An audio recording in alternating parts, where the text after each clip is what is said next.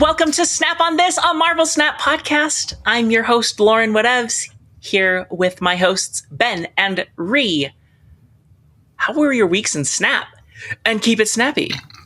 Ree? Okay, my feelings towards Snap in general right now can be summed up by the gif of Anakin lying limbless but not devoid of rage on the rocky floors of Mustafar, staring up at second dinner, screaming, "I hate you!" burning red eyes. I have not been having fun in Snap, and like less than fun. Like I was playing I didn't have as much time earlier this season, and it feels like okay, believe this or not about me, I'm very capable of finding my own fun. So like, give me a good sandbox, give me some toys, and I'll have some fun. And like, but what they have done, what Snap now is when I don't have 24/7 to play it, is just chores. It's chores and chores. I can't do the things I want to do. I have to do the chores. And they're not optional chores for extra stuff. It's stuff I have to do to like keep up my card collection and stuff. Because apparently just paying a subscription to the game and the point of season pass isn't enough. And I was kind of like playing because I'm like, oh, I need to get, I've gotten Infinite every season since I've gotten it, usually earlier, no sweat. And it's like, and I haven't done Conquest, and I do all this stuff for the podcast, I guess, because like if it wasn't for that, honestly, I would be taking some more time off of it. And so that's when I was playing for like hours yesterday, like, you know, slogging through this meta and, you know, working towards Infinite. And I just wasn't like, why am I playing? Like, this is my free time. This is Ree's time, yeah. You know, like this isn't, you know, I mean, like we're doing the podcast for the fun of it, but it's like with my free time, I was grinding something that was actively unfun for me. I wasn't even like, you know, because sometimes I grind in games like an MMO or something. It's not necessarily fun, but you know, there's a sense of personal satisfaction about it.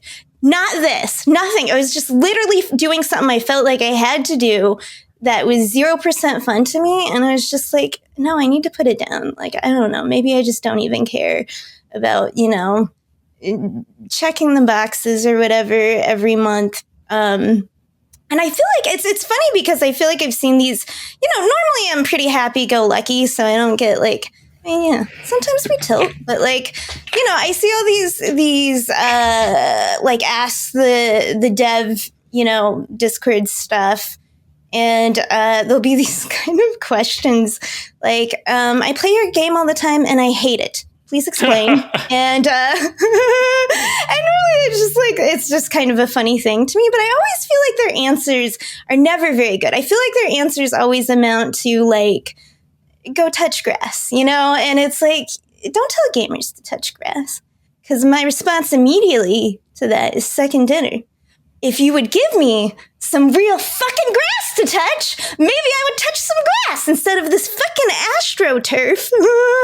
You want me to touch grass with that? With that bullshit? Okay, anyway, so because it feels like, look at this meta we've been in. We've been stuck in. We've been stagnating in. It's like the villains, like all the worst villains won and are running amok. We're not even in like an Ultron corporate dystopia. We're like past that to where like, you know, Supreme and Thanos are just like eating stones. Like it's like poison everywhere outside. It's like, honey, did you have your like Luke Cage before you go out? The affliction index is like above the roof. And it's like Luke Cage is like, it's just this like fucked up Henrietta Lacks situation where you're just carrying around his cells to keep from turning into like a ghoul. And it's, you can't even, like, it's like affliction, it's Thanos. You can't even play like my old favorites, like things that I was used to playing, like Kate Bishop, right? It's like, you want me to generate new cards into this world? I can't even feed my cat Zabu because we got time cops everywhere. Mobius, just anywhere. Can't have fun. Can't have generated cards because the fucking stones are ruining that. It's just like, I feel like, I don't know. We're due for like a Snap Rising, you know? And when that comes, I just want our esteemed listeners to remember, I am not one of the elite content creators. I'm one of you. They rejected me from their golden city. I'm just but a wasteland radio voice, speculating on the current awful situation we all find ourselves in. One dog ain't enough, and two is too few. Oh, dog meat. Oh, okay. I have a sad story about dog meat. I was making reference to Three Dog. Oh, okay, sorry. The radio DJ in Fallout 3. I know, but that made me think of dog meat. Yes, you're right. 3 Dog. Yeah. Okay. Dog meat died of me. And I didn't realize that for a couple hours. I was more tuned into John Henry Eaton usually. Game. He was my voice in my ear. But sorry for interrupting. Okay, no. So because of all of that, I was gonna do a comics corner for my week in Snap, but now I feel like I did too much of a dystopia bit, and we have so much to cover today. We should just move on and see me fun comics corner for another time. Yeah, you can bring it up in the end too, depending on how we do. Absolutely, yeah. The people want to hear the comics talk. They do. It's fun. Okay, Ben. So yeah, go for it, Ben. How was your week? Okay. My week in Snap was pretty cool. Let's see what happened. There was the Golden Gauntlet Tournament thing. I participated in that. I was able to get in. I think perhaps indirectly due to having grumbled about it on the podcast. Who can say what led to people reaching out to make that happen? For who knows? But I got into the tournament. I played in it. I did okay. There was an early thing where, for very understandable reasons, things were a little bit chaotic when it was getting off the ground. So the first round went very, very long, very long. Wasn't sure when the second round was ever going to happen. So I missed the start of the second round. And I noticed pretty quick, but not quick enough that the match was allowed to happen. My opponent never showed up for that one. But anywho, it ended up counting as a draw. I thought it was going to count as a game loss for both of us, but I was like, I don't even know how that works in scoring and stuff. But anywho, there was that stumbling bit at the beginning, and that kind of colored my mood for the rest of the thing. And I've often remarked that I just play better when I'm in a good mood. So I broke even, I went 4-4-1 draw, it was fine, but I didn't feel super great about it. I usually like to finish, a little better than, even, but it's fine. I know I'm pretty good. Anywho, it all worked out. It was pretty fun. I think in the future they'll be better at, they know all the things, and the site that they were using to run the tournament, they'd never run a tournament this big. And I think that all things considered, it went real well, and I'm appreciative of the organizers who made that happen and all that stuff. And I'm excited to play in more tournaments in the future. And yeah, I wish I'd been a little better prepared. I wasn't sure I was going to get in, so I didn't really dedicate a whole lot of practice or thought or stuff. I don't know. You two both got in on the wait list, right? Yeah. It was short notice. But I was still so proud of you both for entering. Oh, thanks. There used to be a bunch of small tournaments and stuff, and I was a little more in practice of just the competitive, the thing. I don't know. I was just frustrated that I did not feel like I was bringing the best of my abilities to the thing, and it still went fine. It's nothing I need to beat myself up about, but didn't feel great. I will tell you what I played. I played a Silver Surfer deck, and it had Gorgon in it. Never played Gorgon before, but I feel like this might be a field where Gorgon would be good. And you know what? I think it was. That was America Chavez, Forge, Surge, Gorgon, Brood, Captain Carter, Silver Surfer, Red Guardian, Sebastian Shaw, Absorbing Man, Galacta, and Gwen Poole. Pretty standard stuff, except for Gorgon, which is a new one for me. But other than that, a lot of the cards I very often put in Surfer decks. made a really questionable move surfer deck. I'm not going to tell you what's in it because that's not one of my good Xorn decks. Yes, there are good Xorn decks, and I will tell you about them later. But yeah, I've really been having fun with Xorn. I will talk more about that, but it's been a good week in Snap for the most part. Yeah. I'm glad you liked your new move, Toy. Ree, before I take over, let's hear about your tournament experience. Okay. So mine was, I was all ready to like cheer on Ben and my other friends that were entering. And then I was not preparing to be in it at all. I got a message as they were trying to last minute, like make fill-ins. And it was kind of like people had shown up to my door, like Charlie in the Chocolate Factory, like, you won the golden ticket. Would you like to do the Golden Gauntlet Tournament? And I was like, yes. When is that? And how do I do it? Like, tomorrow. And deck submissions are already closed, so get me one like now. Yeah. That part stressed me out too.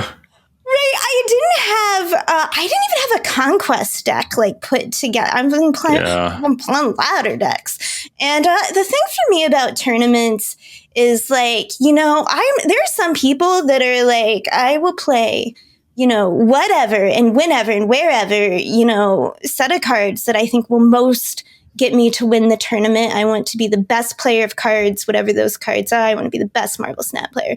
I am not one of those players.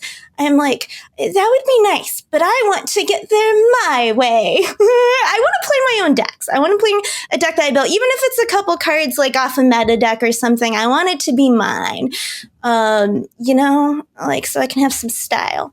And what I had to put together was Wizard deck. No, ye not, I am Wizard is a name that was supposed to be Temp, but is stuck with it forever. Okay. And so I was like, I tried really hard to think. I'm like, should I just throw together a server? Should I do this? Should I do that? I'm like, no, just, go with your heart, Ree. Live and die as a wizard. And so I submitted that deck. And as I submitted, I felt very much, like the scene I keep referencing because I'm thinking of The Gift, to be honest, of Aragorn, whispering for Frodo and then turning and like charging it. That was me going into the tournament. And I got 5-4. My worst game of the match was when my opponent is like, hey, we're going to be like streamed or whatever. So like, I'll be late. And I'm like, oh, what? No, I'm not prepared. I know, like I've streamed in the past, but I'm like a very anxious person. And it just like threw me way off, and it was my worst game of the match. And then my match after that was my second worst because I also get rattled, just if you face me, know that I never get rattled no matter what.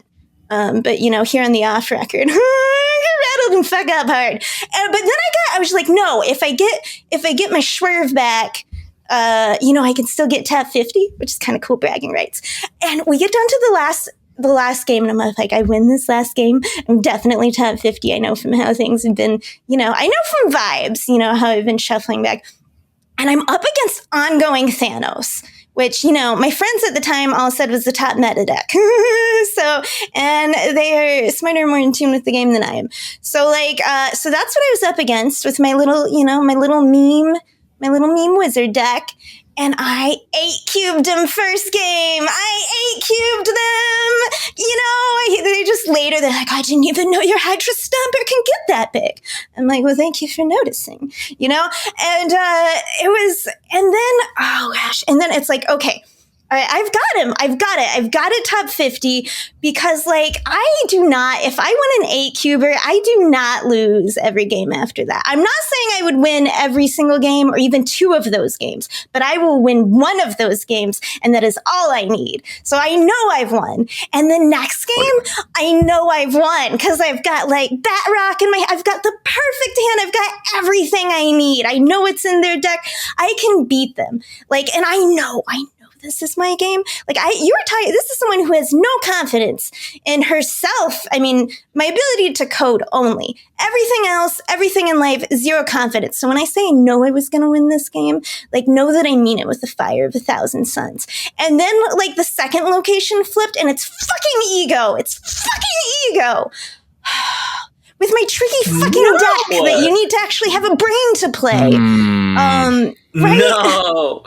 And it's like, this was the game I needed to win. This was my perfect hand. I'm playing the meta deck. I need to win 8 cubers. I need to do this to win these games.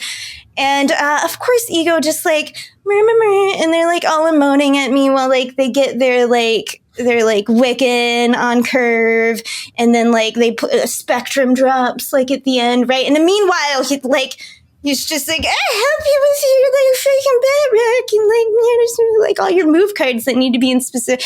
It's like, have you ever had the perfect hand of cards at like your job or in life or anything, and then someone walks up and is like, let me do that for you, and it's like, oh my god. Okay, anyway, so like because of Ego, because of an old white egotistical narcissistic believer in his own godhood, I did not get top 50.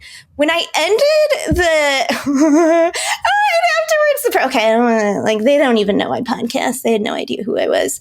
I was under my pen name Victrola Sage, because they needed it to match my Discord name or whatever. Anyway, so so like they were like, hey, do you have a clip or a screenshot of the beginning of that game? Because they lost an 8 cuber. They weren't documenting that, but they're like, if they didn't know, I want to show back and brag that I came back from like an 8 cuber, and it's like, fine, yeah, I took a screenshot. Here you go. They forgot to take their own little screenshot for their self-aggrandizement or whatever. Like, I know, but I had to Steven Universe it. I had to be like, here you go. Here's what you came back from being beat in an 8 cuber by my stupid meme deck with your meta deck. So, enjoy showing that off. All right. But anyway, they really came back. They gave you a run.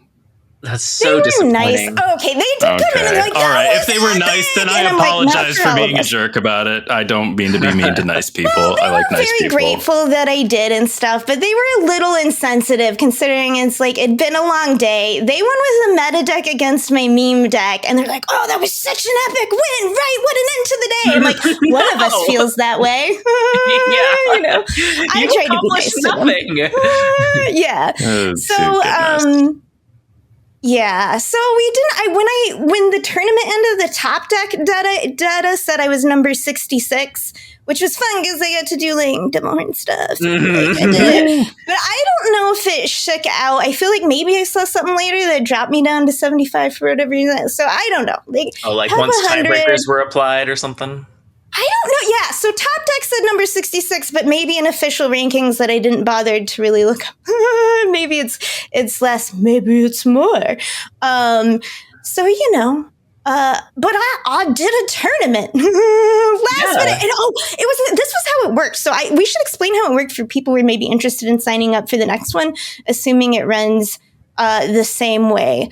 Shout out to the staff. Like, they invite you to the Discord. There were like they took videos of like, here, dummies, is all the stuff you click to do the stuff. I was like, thank you.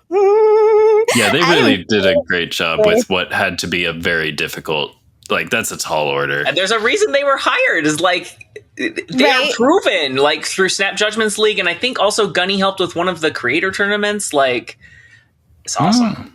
Anyway. They had a ticket system. They were answering stuff. I have to say, like, this was the first biggest official thing. I think, like, and, for everything that happened, I honestly was surprised that, like, a lot of tournaments like this, they'd end up being like, we'll have to finish it tomorrow or whatever. And they ran, like, max, like, 2 hours late, or at least when I was done. Because when I was done, because it was an all-day thing. We had to check in between 11 and 11:30, or you're like out.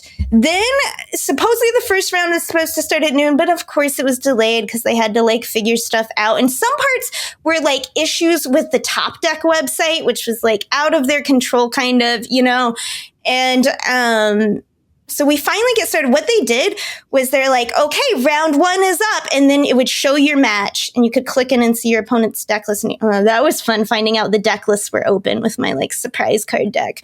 And then you have 5 minutes to like check in basically to your match, or you are just like considered a loss. You forfeit that match. So you had to be there like hanging out, like on point, ready, because you didn't know when it was gonna pop. Because they do have a countdown timer, but I will say sometimes, like if all the matches got done, they just pull that timer. So you couldn't rely on the timer for the next round, and then occasionally the timer would just run long and it'd count down. So if you join up for the next one, be prepared to spend a long time that day and to be like available to click in and play your rounds. But it was 9 Swiss rounds, so you are guaranteed a good number of games. You're not going to get booted early. And, like only the top 8 advance, and out of there's like hundreds of people.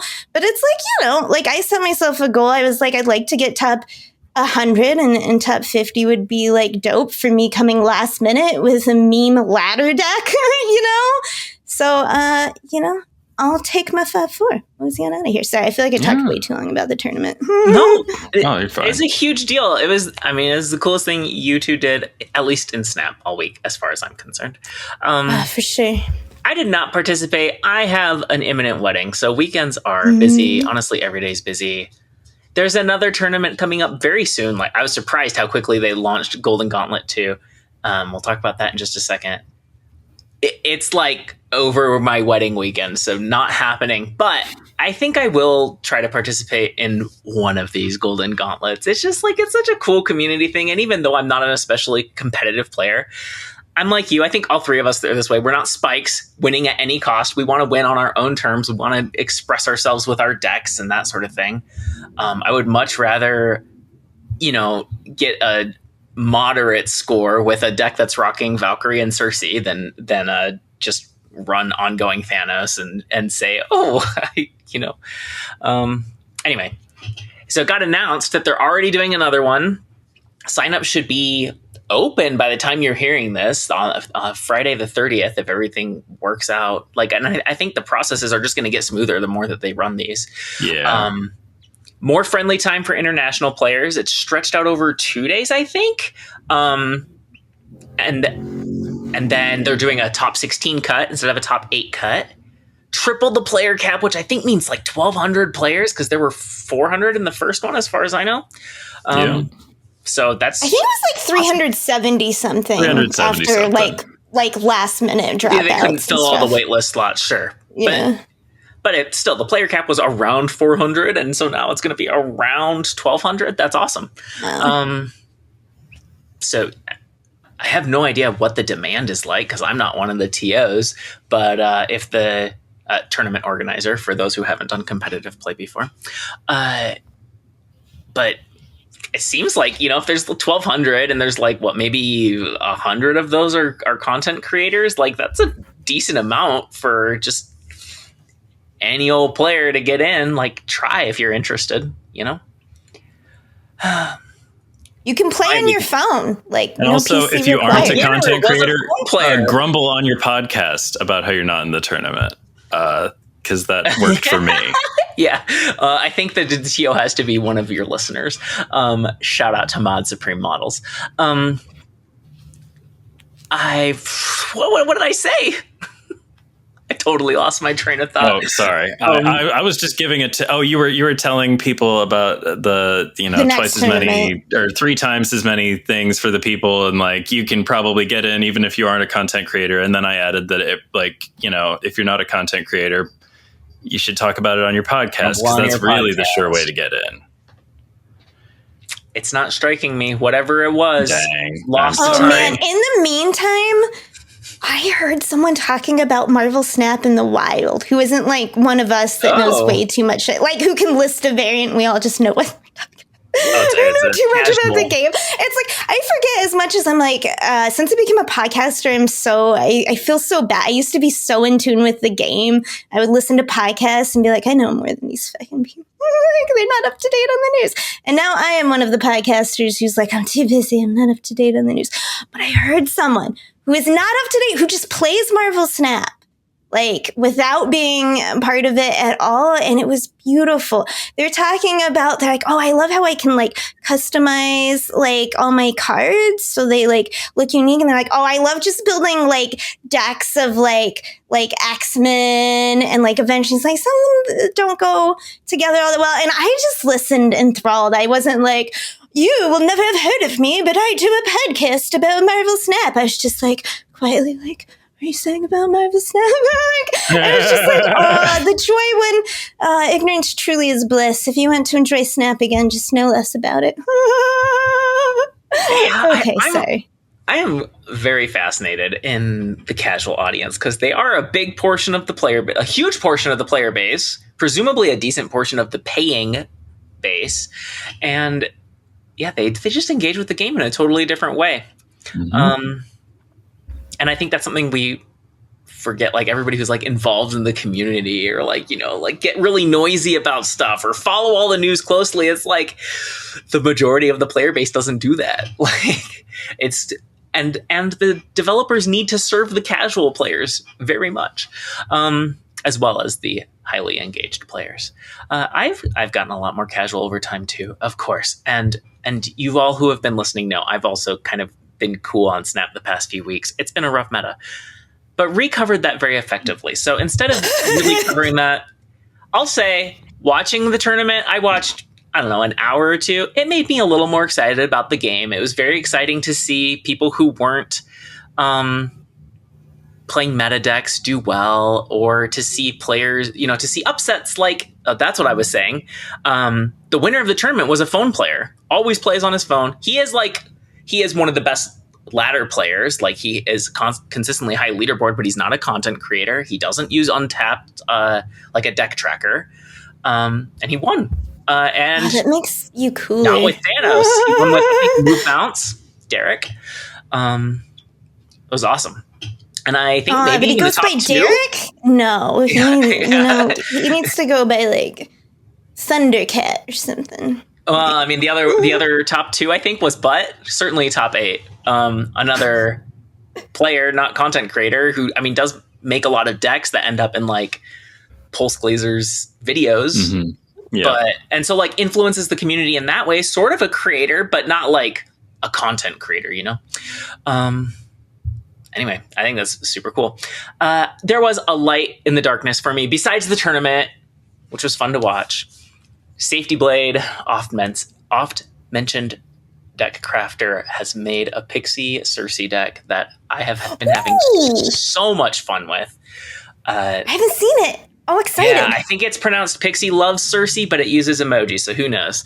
And it's very clever. It's using Pixie, Surge, Killmonger, Mobius, all these things that can like, you know, are either very meta relevant or like can make it hard to predict what's going on, or can counter the meta with Mobius and Killmonger.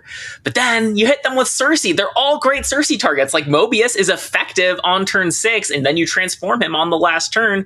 He's done his job, and now he's a 4-cost, presumably with better power or better effect. The whole deck: Hood, Nico Minoru, Pixie, Surge, Scarlet Witch. I have been taking out some limbos. Killmonger, Mobius, Copycat, very fun card. Oh, Copycat is such a treasure. Yeah, I have not, like, she looked so fun to me ahead of time, like before she launched, and I call her best of her season, and she proved to be very good. And I do not play her enough. Right? Every time you see her on the other side, you're just like, I need to play more Copycat. Yeah, why am I not playing Copycat? She's so fucking good. Okay. Yeah. Enchantress, Cersei, Cannonball, and Hulkling. I don't know that Hulkling is the best choice here. Definitely the best choice here. This is definitely not the worst place to play Hulkling, though. I will say, like, if you insist on playing Hulkling somewhere, you know. Right. Yeah, a Pixie deck where he's not always going to cost 6, and also a deck that is already kind of like hard for your opponent to read. Like he contributes to that. Right. You forget. You're like, oh, I forgot you could be Arnim Zola. You know, like, yeah. Oh yeah, always a surprise. And even better when it's a 3/12 one, right? So very fun. I highly recommend it. And the fact that it was like I was doing okay into the meta with it, I was like, oh, maybe I can bring out my own beloved Circe Valk deck. And so I've been playing some of that. I don't know how well it does into Thanos. I've mostly just been dodging Thanos, but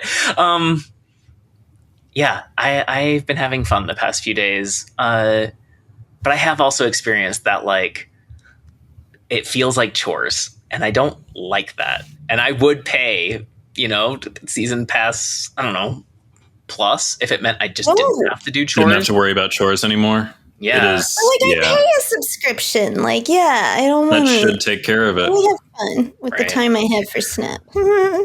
It's like a really different place to be, because normally I'm like so on top of everything. I'm playing the game even though I don't have any missions to actively work on because I've cleared them all. And I'm playing just for fun. Like, that's how most of my career in Snap has been. But yeah, the past few weeks, it has been like letting a few of them go every now and then, totally burning some missions, like getting the weekend missions done on Monday. Like, it really, right. Oh. Yeah. Okay.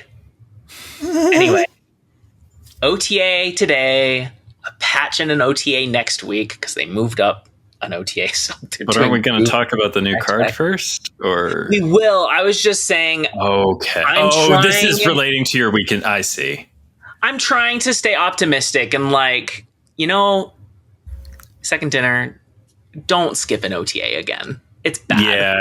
Especially if it's a bad meta. Like, there's a chance that we get stuck in a good meta, but it's not worth the risk. Like, let's just always have some balance changes to keep the game. Be ready for it. Like, if y'all need to go and take the time, like, I understand that, but like, plan ahead, make something. It doesn't have to be like the best one ever, but don't let this happen again. Like, it did not. Right. I didn't mind it as much as most people minded it. And I'm just like saying, as an observer, like, wow, folks sure got angry at that. So don't let them get angry at you for that again. Yeah, right. I've seen plenty of malaise around it. And for me, it's not even that like Thanos is kicking my butt or anything like that. It's just like there's so much of it. It's so samey. Like, it makes the game feel worse that it's lower meta diversity. Well, it's the counters that are up. It's like Mobius is for and against things. So, like, you know what I mean? The top decks are running counters that are also good for them, which means like you are obligated to play things like Luke Cage. You know what I mean? You're just so constrained and around it. And it's like, and especially when they gave us all these things that generate new cards and that's being punished. You know what I mean? It's just like, it's the specific kind of meta deck that's ruling the meta. That's, it's just one of those unfun ways. Yeah. Thanos gets to run a bunch of tech because of how it works. It fills out the bottom of its curve with stones. And so it gets to run extra tech slots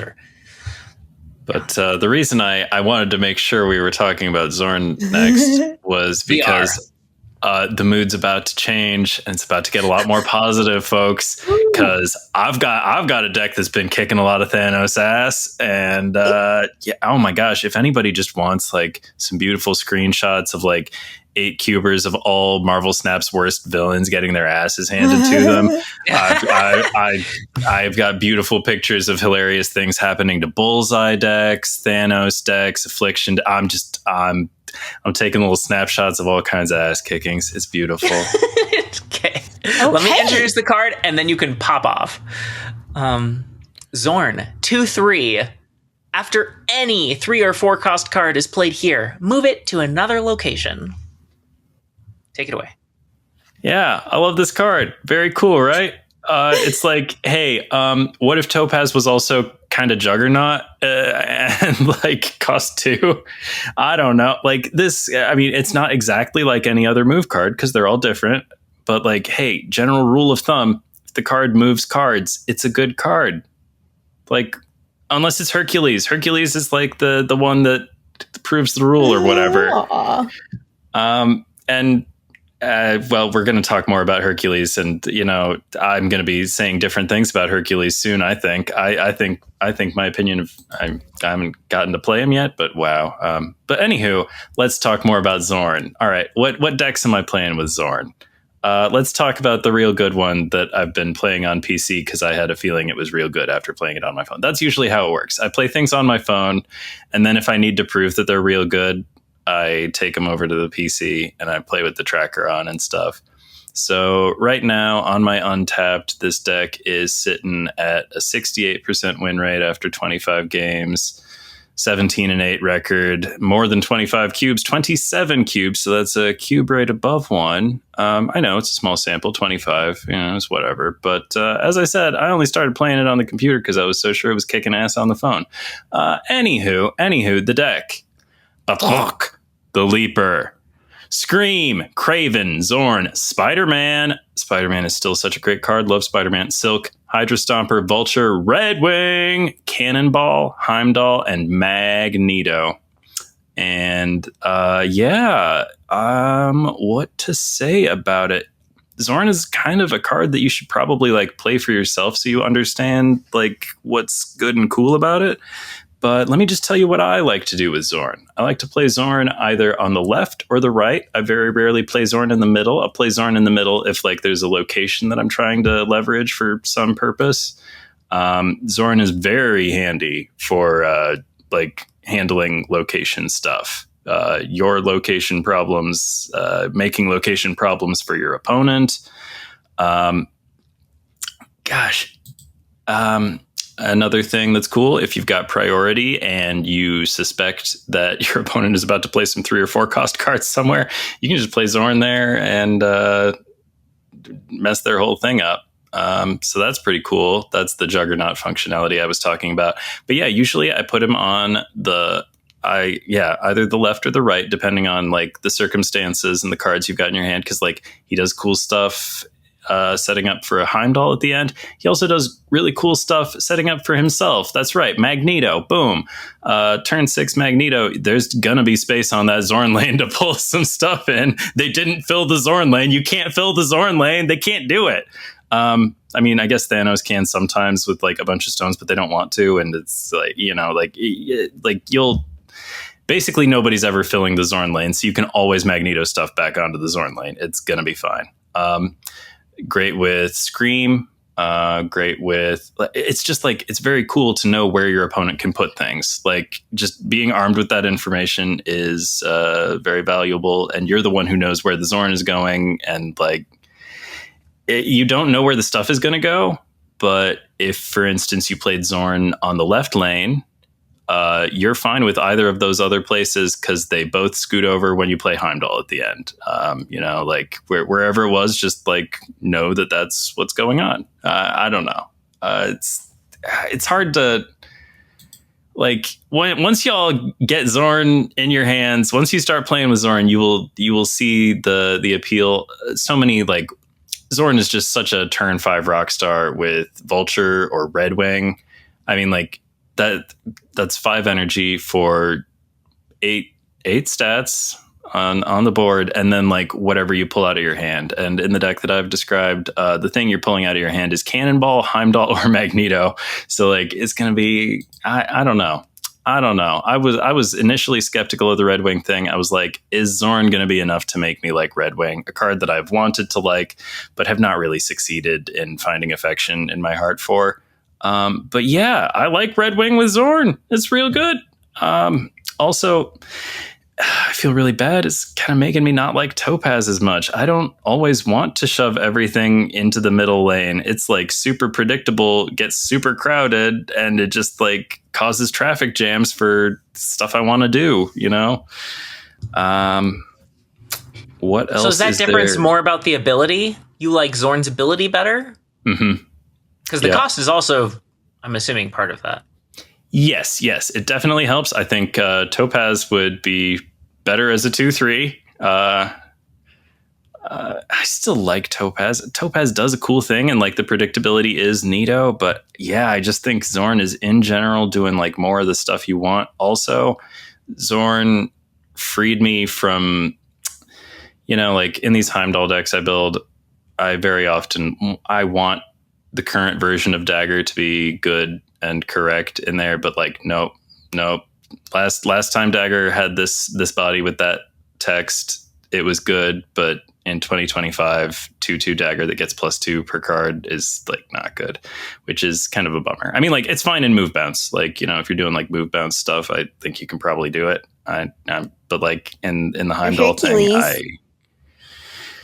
sure, if you want to trust the fucking mad demigod, you go right ahead. You roll the dice with that. Well, so the thing fun. is, now you can trust him. Now he's a fucking stand-up guy. I don't know. I'm gonna really struggle to adjust my feelings about Hercules. It was now a card I'm very excited about, but like a card that I was completely not excited about before. But anywho, yeah, I don't know. I just think you're wrong about dagger with other cards. Like I was getting enormous daggers. No, you will get enormous daggers. It's just that like you have to like move dagger more than once, and like I'm saying if your deck runs in a move strong deck? Yeah, well I'm saying okay, if your deck has a strong chance of only in a move deck. if your move deck has a strong chance of moving dagger only once, it might not be worth it right now, is all I'm saying. She used to be what, 212? Yeah. If you moved her into a full line, so I get what you're saying. She's just different now. Yep. And like it was easy enough to just like get boom 2/6 or whatever, and you know you can still get like boom 2/6. I don't know. It's like it's hard to explain, but like if you're not guaranteed to be moving dagger a zillion times or able to protect a dagger that you would move a zillion times, say with like bounce stuff, like I'm playing decks where once dagger's on the board, dagger stays on the board. So like I got to be like careful with dagger. I got to manage dagger and things. I don't know. So I'm just saying I'm not finding it to be as worthwhile in Heimdall decks to play dagger right now as it has been. But the deck that I described has been kicking ass with just Vulture and Red Wing as far as like stuff that loves to be moved. I mean, like everything loves to be moved because it's helping Hydra Stomper and Craven and, you know, all that. Spider-Man, neither here nor there, but like, well, I guess it is kind of here actually, because Spider-Man I think is specifically good when Xorn's around. Because as I said, Xorn is going to be a lane that's not full, and other lanes will full up. Other lanes will be more likely to get filled, and it makes it easier to do very specific and deliberate Spider-Man things. You know, like you can stick Spider-Man and a card where you want to more easily if Xorn's around doing Xorn stuff. I don't know. I wish you two had also played some Xorn so that I could play some Xorn. I'm just waiting for my turn. Yeah. All right. I'm excited to try your deck. Please do. I've got others. I built a cool one that I should tell you about. It's sort of a Scream deck without Scream in it. It's got Batroc, Kingpin, Craven, Xorn, Spider-Man, Silk, Hydra Stomper, Vulture, Topaz, Polaris, Heimdall, and Magneto. And I built that one like on purpose to be a little bit more like budget friendly. It's got Hydra Stomper and Xorn in there, so that's 2 Series 5 cards, but they're quite recent. So like if you're a new player, you might actually have them. And other than that, it's just Series 4 and below. So I played some with that, and it won a fair amount, and I feel good about recommending it to people. So yeah, I will put that one in the stuff. Yeah, it'll be there for the peoples. Okay. Okay. So yeah, a lot of the same cards that go in every deck, like Craven. I played just auto Xorn. I was like, I gotta get in some Xorn, and like I said, I've been doing. And I was curious. So, like, I put together, and it's like, you know, it's some shenanigans. It's a bunch of move cards that you would expect, including Dagger, who, yes, does get bounced around a bunch by Hercules. The thing with, like, move can get so powerful. And yes, it's very Shangable, but, like, you can, like, if they don't have a way to stop it, it doesn't even matter where your power is. You've just got so much of it. Literally everywhere. What's fun, what I like about this is, and what I like about Xorn is, like, I feel like the Xorn is the final piece that clicks in to kind of opening a new type of move. Because, like, I've classically not been that into move, because it feels like there's been for a long time there was just straight move, you know? You're just all in on the moves, and you've got your daggers and torches and whatnots and vultures. And, and then it was like, oh, maybe you have a Heimdall or not a Heimdall, you've got enough move cards that, like, sometimes you do other things. Then, like, Scream came along, and now there's all these Scream mixes of, like, I move you, or I move us both, or, like, all kind of in the Scream vein. And I feel like, okay, Red Wing and, like, Xorn is really that piece that brings about, like, tech move, right? Because Xorn is such a good tech card. It's like, try to put your Drac down here to win a lane. Can't do it. So many people, like, the 4-cost cards are so powerful. Galactic's what people are playing. The 3 and 4s. Like, so, yeah. Xorn is a great tech card, and, like, with Madam Web was in Auto Xorn. I love making a good use out of Madam Web. I still am so sad about how Red Guardian a bull she is. Red Guardian is still just, like, massively rampant. Is, like, the one best tech card. That's what I see, and she's extremely vulnerable to that. But, okay, so, like, and Xorn lets us play Spider-Man 2099, which is, like, he's still a little bit on the weak side, to be honest, as a card. This moment for him with all the stones. It's like, there's not like, stones, though, because they're all eaten by Strange. Like, Usually by the end of the game, when I'm moving Spider-Man, like, there's not a lot of stones on the board. Sorry, what were you saying? My question was, how is Xorn and 2099 playing together? Because 2099 is a 5-cost, right? I mean, in that they're both tech cards, right? Like, okay. So, like, but it's like before it was like you were maybe throwing, like, you were trying to do a 2099 like, thing with your mass. Thing. But now we're getting, it's like, because, like, with Spider-Man, who was kind of part of the Scream and other packages, but always been a good standalone tech card for just pulling someone out of the, like, can't play her after turn 4 lane, or all kinds of, swinging a wong out of, New York or whatever.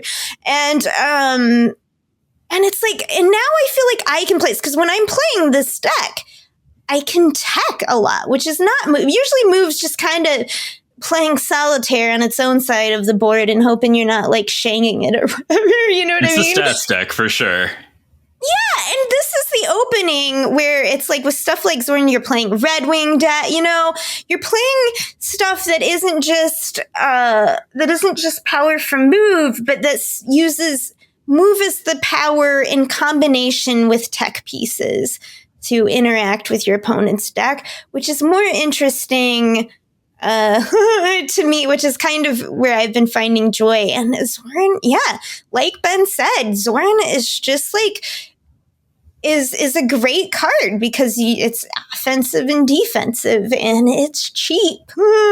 Like, what more can you want? So yeah, I've been enjoying getting to play Heimdall too. I always love a good Heimdall. So yeah, it's been a good time. Good. I got Xorn, but I have not used him yet. But I will say I was thinking about Clog Xorn, partially because it seems like an easy way to play Green Goblin. Then you kept talking about how that lane is always open, and I'm like, this is sounding even better for like a cloggy thing. And I don't know what that looks like a Titania Luna Snow or something. Like, I'm not sure, but I'm thinking about it. Also, before Xorn dropped, I was lamenting as I was cooking with friends. I was lamenting that Storm is a 4-cost. But as we're about to talk about in the OTA, she's a 3 again, and I think Xorn Storm is cool. Oh yeah. So, like, what are they going to do to follow up the Storm as it's about to close down? Play a 3 or 4? No, they're not. So yeah. Those are my thoughts. Having not played Xorn, I've played against him a little bit, but not much. He makes big vultures, I'll tell you that. Okay. It's annoying when you're playing a lot of mirrors and you're like, my Xorn and Hercules are just helping. It's always such an interesting dynamic with the way that Snap's release system works. But next month we get our first, like, start of season. You get 4 cards. talk about those later too. Okay, there's an OTA. Thursday this week, May 29th. Yesterday, if you're listening to this in a timely manner. First up, hits to the Thanos decks. Strange Supreme goes to 2-1. Sam Wilson's Shield goes to 0-0. Time Stone, the one that discounts Thanos' cost, no longer draws a card. My biggest thought here, I think we talked about 0-0 Shield before, and I was like, that really defeats a lot of what the Shield does. Like, it's just like, it is kind of a bummer, but also there's a reason you don't get a free thing with stats at the start of the game. Like, the effect on Prio, and like, maybe it's a good thing that it's not so free to steal, say, Rickety Bridge or Death's Domain. Yep. Although right, I do really love playing really Shield good. there. I don't think this kills it at all, because like a lot of what is so great, it's just a little tech piece. Like I said, and that's why it goes in so many decks, because you can move it and like fill in a location, like because you think they're gonna hobgoblin you there or something, or just to like get an Elsa buff to go off and not like commit you to that. And, like, a lot of times it just draws a Red Guardian, too, and it stuff. cracks me up when they hit it with Red Guardian. I'm like, if that's how you want to spend your 3 energy. No, I mean, like, I'm not saying it's literally never correct, but, like, the rule of thumb is no. Yeah.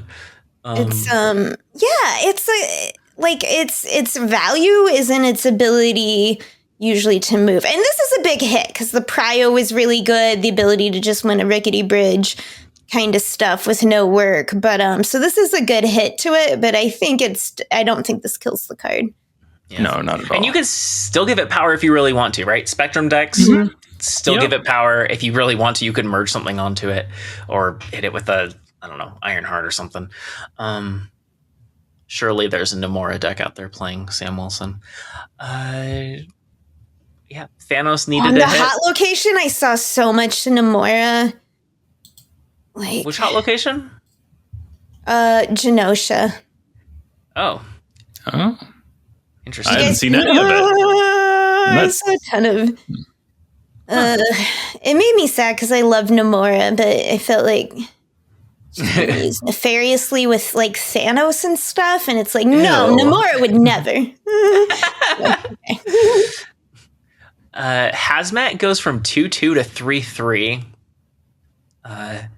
Afflict has been the strongest counter to Thanos. So I don't know. That's a miserable big meta. 2-2 to 3. I think this is like kind of like longer term, like bigger picture, independent of like, overthrowing Thanos or whatever. I've wanted this for the card for a while. I don't think it should be 2. I think, I think 3 is the right cost for that effect. As more things reward afflicting, things like, say, Diamondback and Ajax, like, Hazmat's value has been going up. Now we can make Surfer afflict. And like, it's for the same reason that Xorn is so cool and like easy to squeeze in alongside like, a 3-cost thing and stuff. Like that's, I don't think that Hazmat should be that agile, Yeah. Gregor made a Hazmat or an Afflict Surfer deck like a it's quite while popular. ago, and it it has was been good.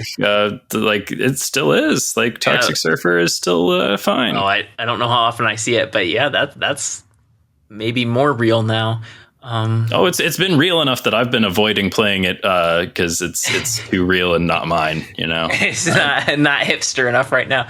Yep, I'm like maybe this is gonna finally allow me to put my own take my own approach to it. I don't know.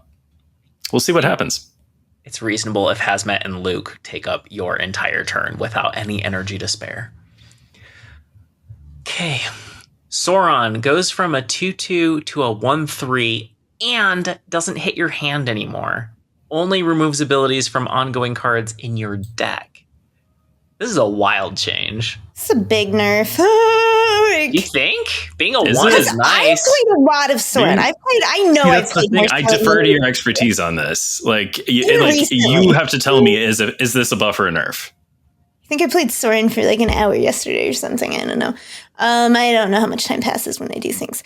This is a big nerf because a lot of times, sometimes you're not drawing Xorn and you're playing him on turn 5 and still getting value because of the giant ass power cards in your hand. Ebony Maw. Now it's like, right? Or you're hitting your Ebony Maw. So like this is a giant nerf because one, it's like, okay, like if I'm playing Xorn and I have like Xorn on 2 and like things don't look like shitty at all, I'm snapping, right? Because like that you need to snap, especially when you're playing a deck like this. People do underestimate the power you put out, but it's one of those where you want to snap early when things look in your favor because they know the deck, it's a little more linear. It's going to be harder to get, like a not retreat out of it.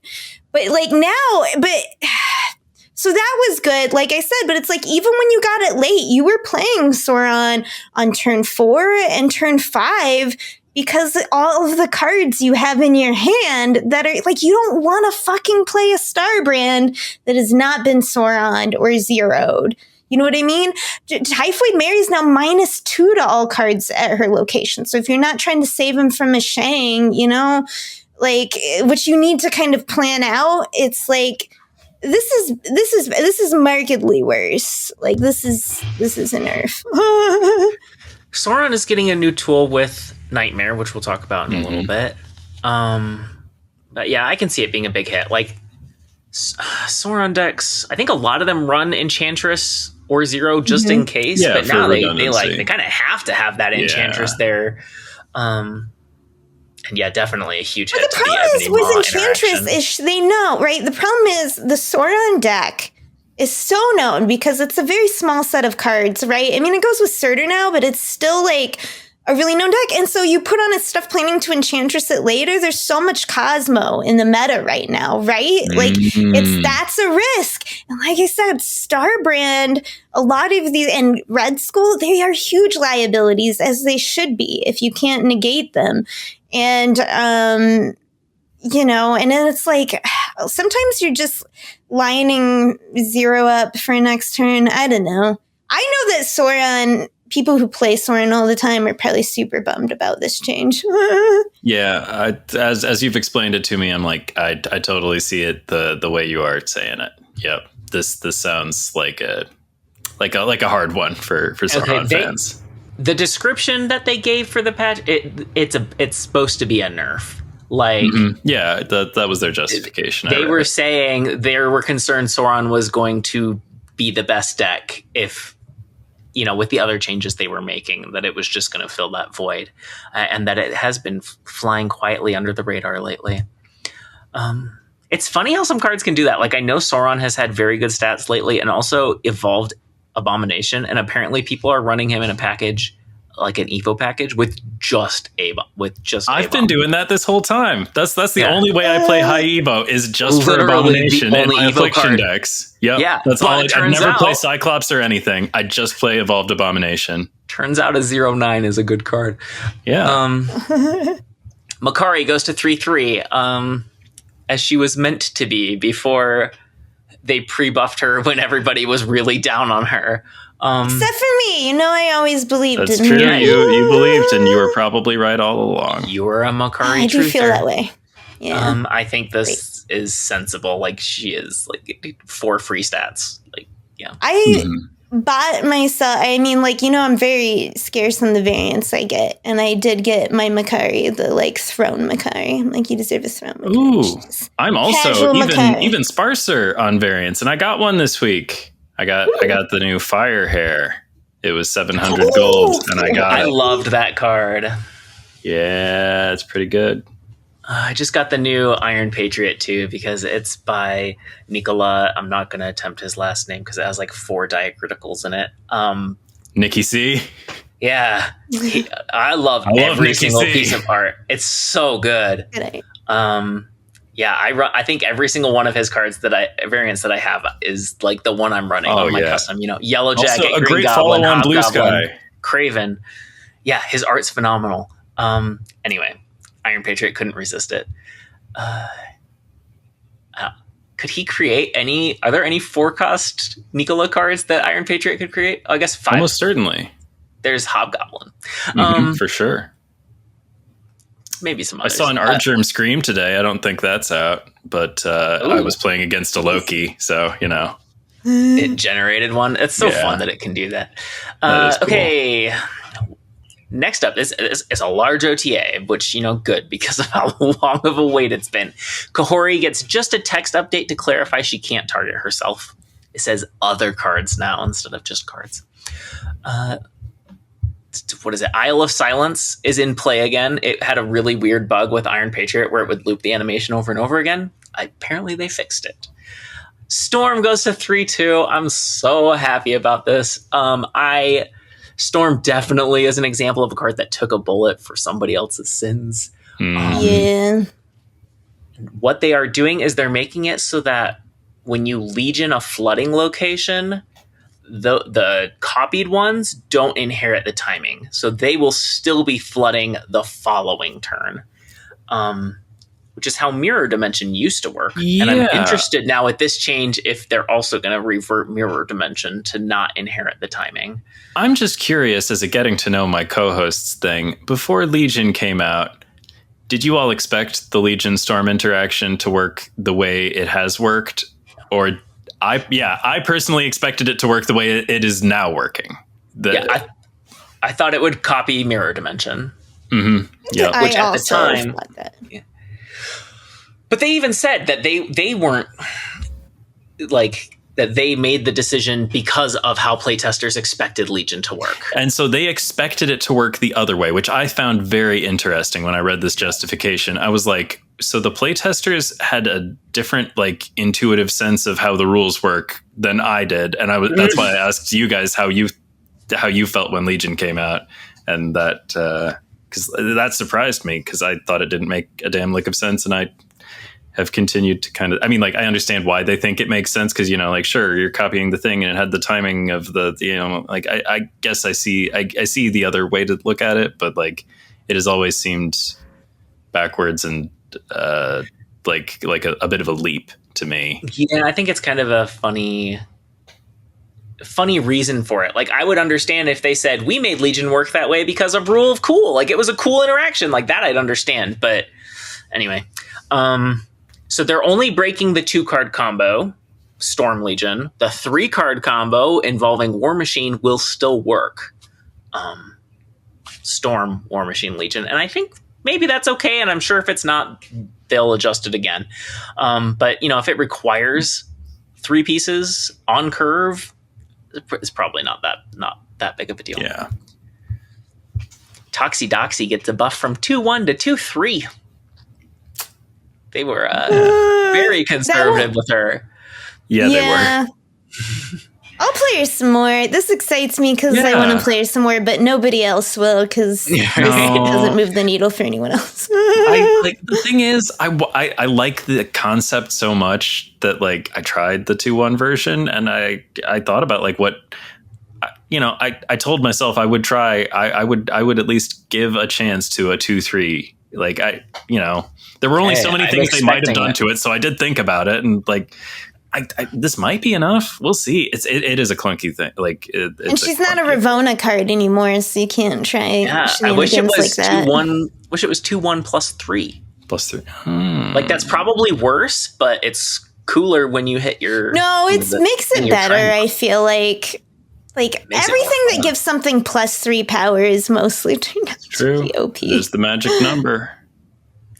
Well, if she goes plus 3, if she gets the 2 extra power to the card she's buffing instead of on herself, you may not play those cards. Whereas you're definitely playing Toxie. But you take that chance because, like...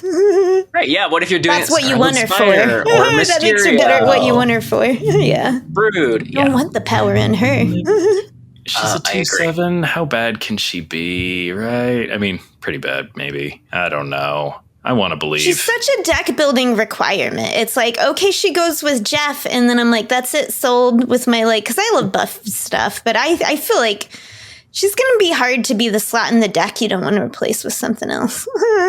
I played against one Toxie this past month. It was yesterday, and it was a hardcore Scarlet Spider deck, and they hit him with everything. Hit him with a Koye and with in this Shang world, Gwenpool, and was there a Nakia? There was a Toxie, and it came down on Shuri's lab, and this thing was like 26 power, and I was like, oh, okay. I'm out of here. Bye. It's always fun when you have like a 218 like Sinister. It's like, seen one of these? Okay. An excellent target for hand buff. Hercules now only affects your own cards. That's awesome. Yeah, it is. This is a good card it's now. Less chaos. I'm excited for you to appreciate this card. Yeah. I've wanted to like Hercules this whole time, ever since he was 4-cost. I've wanted him to. I wanted to have nice things to say about him. There just haven't been any. He's very fun, but yes, I'm saying fun and not good. Sorry to Wombat Combat, who loves that card. Shout out to Wombat Combat. Yeah, let me run something by you. A good egg. Do you think Hercules instead should be each player gets a bounce off of Hercules? No. Okay. No. I like my opponent. I'll move their cards when I want to move their cards. Anybody who's moving cards is doing it on purpose, so it probably just helps them. Yeah. Okay. There are situations where you can play Hercules defensively, right? I have put him on a location, and I'm like, you go ahead. You put your card there. You move there. Sorry, you can't. I'm going to retain the power. The Hercules lottery is playing Hercules with Sam Wilson and trying to get it to bounce the shield back into Sam. No, you play Hercules on Sam, so it always bounces back off. Mm-hmm. Oh, I've played the lottery wrong. No wonder I never win the lottery. Okay. The lottery is fun, and I think the lottery gives you... It means you can try doing the super bounce one extra turn. So, worth the gamble, maybe. Annihilus goes to 5/8. I never see that guy anymore, so yeah. Yeah. It's funny because, I think they even said, right, like, he was the terror, and now it's like when I see Afflict, I used to always know there's a possible Annihilus, now it's like, okay, did they surprise run Annihilus in their deck? Because it's not even as common anymore. I feel like Annihilus is an even rarer way to deal with it than, like, Lady Deathstrike, and I hardly ever see her. I've seen Cersei more than just ever since. That's not true. I've seen Annihilus Cersei lately. Ever since Viper's buff, like, Annihilus just... I think part of it is he switched to the below 0, and so like Debris wasn't such a free combo. Mm-hmm. You have to like Debris Yellow Jacket or Debris Hazmat. He got killed in several stages. It didn't all happen at once. Yeah, he used to be an absolute terror, though. That's for sure. Electro goes 3/3 to 3/4. No, it's great. Sure. I love it. I still have my Tall Geese. I need to like rename it to another Gundam maybe at this point, but like which runs like Electro. Which you're ramping, it's a Destroy ramp. Because like Destroyer is such a surprise card.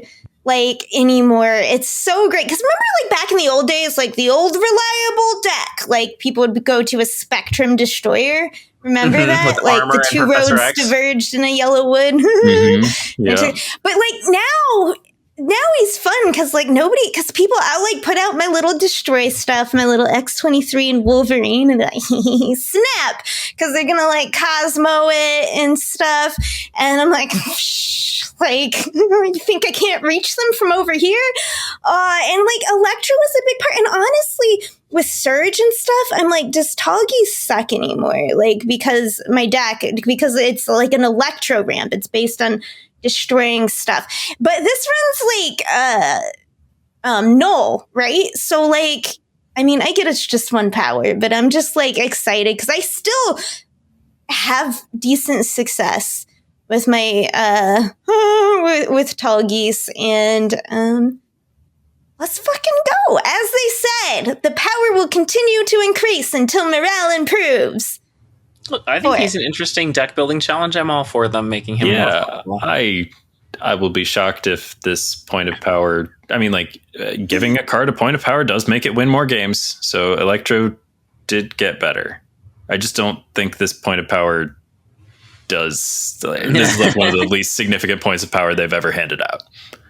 All right. I agree. Compared to like Surge in other ways, you're like getting energy now. The extra point they gave Annihilus, that matters. This one, no. How long has it been since Electro ramp decks were like thing? A really long time. I still see them Psylocke and sometimes stuff. with Blink. A lot of people blink their Electros. Oh, Blink is so fun. Yeah. Blink is so fun. Just a really good card. That's an example of a card I don't play enough. I know I want to should Blink play it things more. It's like it's not in my style, so like I understand why I don't play it more, but like I don't understand why other people don't play it more, I guess is what I'm saying. It's a little high priced for me, but very cool card. Okay, the last one, something flashy, ending on a bang. Cerebro from 2/0 +2 back to 3/0, but +3. That's a lot. Yeah, it is. Across your entire board. If you get a Mystique, it's +6. Not a I think Cerebro might actually be good. Yeah. Like there's a C2 thing like here, right? You can probably play Surfer and stuff, like just do a whole right? I don't play Cerebro at all, so like this is baseless speculation. I'm not building this deck. I'm morally, as you know, I am morally against Cerebro. I do not approve of the practice of trying to make everything the same. Of trying to, instead of playing with your locations and like riffing off of them, trying to conform them to your worldview so that everything may be one monotonous amount of power devoid of life. I think it's such a cool twist on the regular any game. Location can fuck it up. It's like the microchip is compromised and the parlance of Parks and Rec. And it's why it runs things like Luke Cage and Scarlet Witch and but I don't want to run. They always run Shang now that it's a +3 power. Okay. I really like C2 Surfer. That gives you two options at the end: Cerebro Surfer or Cerebro Mystique. Yeah, I mean C2 and C3 have often been good decks. Never like top tier, but like competitive. No, I'm glad you're excited because a lot of people like Cerebro. Me and Ben are both like, boo! Boo! I'm happy for our friends. Our friends like Cerebro. They do. And you know what? I think I probably like the average Cerebro player more than the average Marvel Snap player in general. So, them's bold words. Yeah, probably. I think that I only Cerebro say that because players I know are better than Cerebro. average. That's what I think. Knowing Cerebro enjoyers has made me approve of them on a whole more. I'm not really a Cerebro enjoyer, but I did. The last time I cooked with Cerebro, it was when Ultron got 2 power drones, and then at the end of the game, I hit Ultron with Valkyrie Yellow Jacket C2. Well done. That's very Lauren.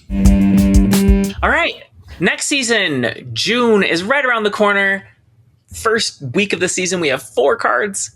There are 2 event cards this season. Like it is a packed season, 9 new cards, and we are going to rank them. If you haven't been here for that before, we're going to rate them. If you haven't been here for that before, we rate them on a 4-point scale, which is basically like, I don't know, just super bad, bad, good, super good, something like that. Hate it, dislike it, like it, love it. If that's what you like, I like thumbs down and thumbs up, whatever feels right to you.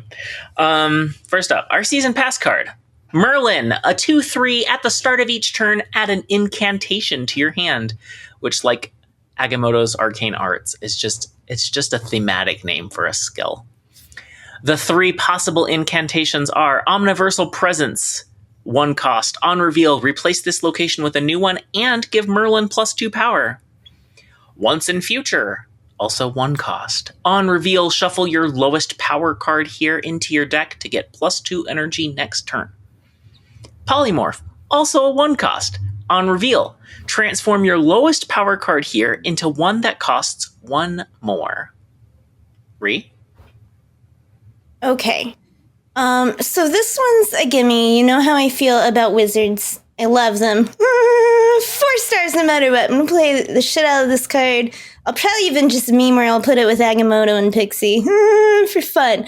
But okay, so Merlin is just a 4-star of my heart. But I have to admit I've been a very terrible podcast host, and I have not really prepped my rankings well. And I wanted to proposition you to do our rankings this time in a different style, in which we start our first Snap on This debate club, where Lauren and Ben will give their ratings for their cards and do their best to persuade me, Ree, the very neutral judge, as to who is right or wrong, of which I will award a winner after each card. And you're assuming we did our homework, our prep. Yes, always. I did do a little bit of prep. And you're always an A+. I definitely gave all of the cards numbers. I don't know if I gave myself good notes as to why I gave those cards those numbers, but I'm sure I'll remember. And you pretend to feel strongly and find words to support that. That's all you need for debate. There's at least 2 of these cards I genuinely feel strongly about. Yeah, for sure. Okay. Merlin, I guess I'm going first. I gave him a 4. I was wavering between 3 and 4, but the skills are very good for rounding out your curve. Obviously, the only problems might be if you play him late or hand space. But presumably, you're building your deck around that. You're building a deck that can play a bunch of 1s that you're generating. Yeah. And spells do disappear off the board, so board space isn't going to crowd your hand space, Yeah, I'm not worried about board space, right? I think Omniversal Presence, that's the one that gives Merlin +2. That one's fine. It's a 1/2. Whatever. I would rather play a 1/2 than a 0/0. If I have the energy to spare, right? Mm-hmm. Once in Future is conditionally good. This is the one that shuffles the lowest power card into your deck and you get +2 energy. There are good hits for this, right? You think about Hoods, obviously, or sending your opponent's Green Goblin or a Rock or something like that back into your deck. I mean, you don't want to draw it again, but there's only a small chance that you will, and you definitely get the +2 energy. And then Polymorph, I think, is the star of the show. That's the one you want to hit. Mm-hmm. Targeted 1-card Cersei that doesn't take up board space. That's a lovely card. The art better have a sheep on it, though, don't you think? It's a swirl, I think. Polymorph is forever associated with sheep in my head. It's a little silly that it's polymorph and it makes the card stronger. That's not what we think of when we think of polymorph. Oh, yeah. We think of nerfing your opponent. Yeah, the nerd lingo that is developed, the language of nerdism that is developed over time means that I think in Warcraft 2, your mages could polymorph enemies into sheep, which is glorious. And then they translated that to World of Warcraft, where there's the ability you can do it. And then in D&D, right? Aren't usually polymorphing them into a sheep, or am I just too Warcraft? No, there's definitely there's a polymorph sheep connection. I just in our Discord, I sent you a picture of Ovenize, a fun Magic the Gathering card from my youth. It's specifically polymorphed into a sheep. But yeah. D&D also has True Polymorph, which lets you or higher level polymorphs, which lets you morph into more powerful things. I think True Polymorph is permanent, or permanent if you stay in that form long enough. So it's not automatically nerfing it. And, I could be, to at least match the theme of the card, it could be that he's turning the squirrel into something instead of turning something into a squirrel. Although I suppose, no, he couldn't turn something into a squirrel because they're tokens. He wouldn't do that. Saying there's technically correct about the definition of polymorph, and then there's spiritually correct. Yeah, I see what you're saying. Right. I wonder if the design did start with turn your opponent into a squirrel or something like that. I feel like that would be turn your avatar into a squirrel avatar. That's like the data mine J. Jonah Jameson that gives you Rooter emo. It's Rooter like emotes, I want cards that do psychological damage. You're such a bard. You're like, I just want to vicious mackery my opponents. Okay. Sorry for Dorian. I think he's a great card. You're never sad to play him on curve. You get lots of little tools. Some of them are great, and you can build around it. You can build your deck with lots of good targets for polymorph and once in future.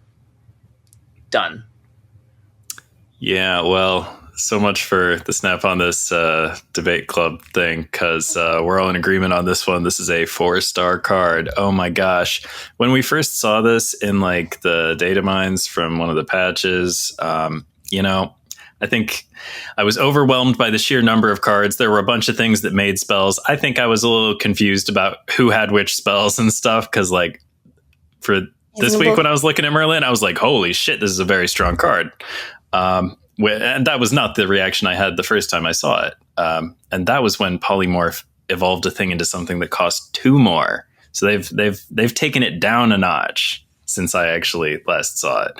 But yeah, this card's fucking bonkers. The thing that I do remember from the first time I saw it is that it generates more cards than any other card ever so far. So that's cool for, Devil, Dinosaur, Kahori, Moon Girl stuff, like just, things care about card generation. It matters. And this will be an interesting deck building tool for those kinds of decks, but really just like all kinds of decks, because this card is nuts. All 3 of the spells were really good. The one that I like the most is Once in Future, but Omniversal Presence is just like, sure, just hand me. You'll get like a Scarlet Witch, like I forgot a 1 cost it replaces Scarlet the Witch. location. Yeah, I was gonna say that, Lauren. I'm like, wrong. Oh my gosh, it's not just a +2. Changing location is huge. Yeah, okay. This card is nuts. Yeah, Merlin is gonna be like, I don't know how this card didn't strike me the first time I saw it. I like must have misunderstood something. It's too much to process this at card once. is nuts. Yeah, and also fun. Like, yeah, it's very flavorful, very cool. I want cards that are not just powerful but also fun. But you were correct. The polymorph is like the whoo, but like they are all potentially like game changers. Yeah. And skills cannot be hit by affliction, right? You can make your deck bigger, and Cast doesn't hit it, Scorpion doesn't hit him, and it's like, it's so nice. Yeah. So like Merlin's got this like the polymorph thing. That's just like that's a pretty serious piece of what makes a card like Nightmare good that we're going to be talking about later. Is just like it's just this card's going to be nuts. We're all going to be really annoyed with Merlin by the end of the month. I'm more solid on my 4 now. Like I could see this getting nerfed. Yep, this card's out of hand. It doesn't stay like this. Okay, Morgan Le Fay. This is our first week Series 5 card. 4/7. On reveal, return all your discarded and destroyed cards to hand with +3 power. Ben, the floor is yours. This card is also nuts. 4. That's really? What I think. Why is it a 4/7? Yeah, why? Oh, tell me. I mean that. Okay, so it's a 4/7 that returns all your discarded and destroyed cards to your hand with +3 power. You're doing anything with it. Like, okay, but this is the problem we talked about last week, where like when I'm destroying cards these days, it's usually Deadpool and X-23 and Wolverine and stuff. So awkward. I mean, I'm not saying that this is bad and you're wrong. You don't want to play a 1/5 Uncle Ben? You don't want to play a 1/5 Uncle Ben? I want to play a 1/5 Uncle Ben. After Spider-Man's already on the board? Yeah. Maybe do it again. Maybe eat him with a Venom next time. I don't know.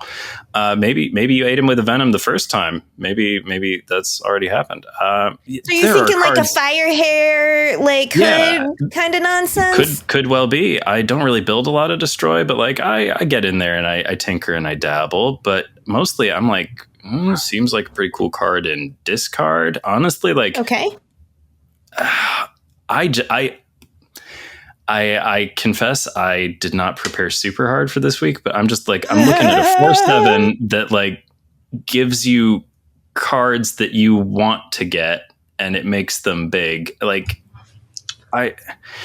So you play what, like the first Ghost Rider, discard Iron Man. You're not angry at getting back a 5/3 Iron Man. Like, I don't know. Like, you know what it feels like for me for discard? Sorry, like butting in. It feels like a Hela card, right? A backup to like. Yeah. Because here's it's the same thing as with destroyed. Whereas when you're discarding stuff, you're usually discarding stuff you want to discard. It's, you know. You're discarding it for reasons. That's what you've built your deck around. So she needs to be doing something different, right? Or unless you're just using it as a backup, and I know how you feel about Ghost Rider, Ben. So like, you know what I mean? Otherwise that's what she is in those decks. So I feel like maybe Hela her home as a backup? I don't know. I'm looking at this card like largely in a vacuum as like a collection of numbers. And I'm saying a 4/7 that like gets back these kinds of things and makes them bigger. Like it gets back returning discarded and destroyed cards to your hand is drawing cards is the fact of the matter.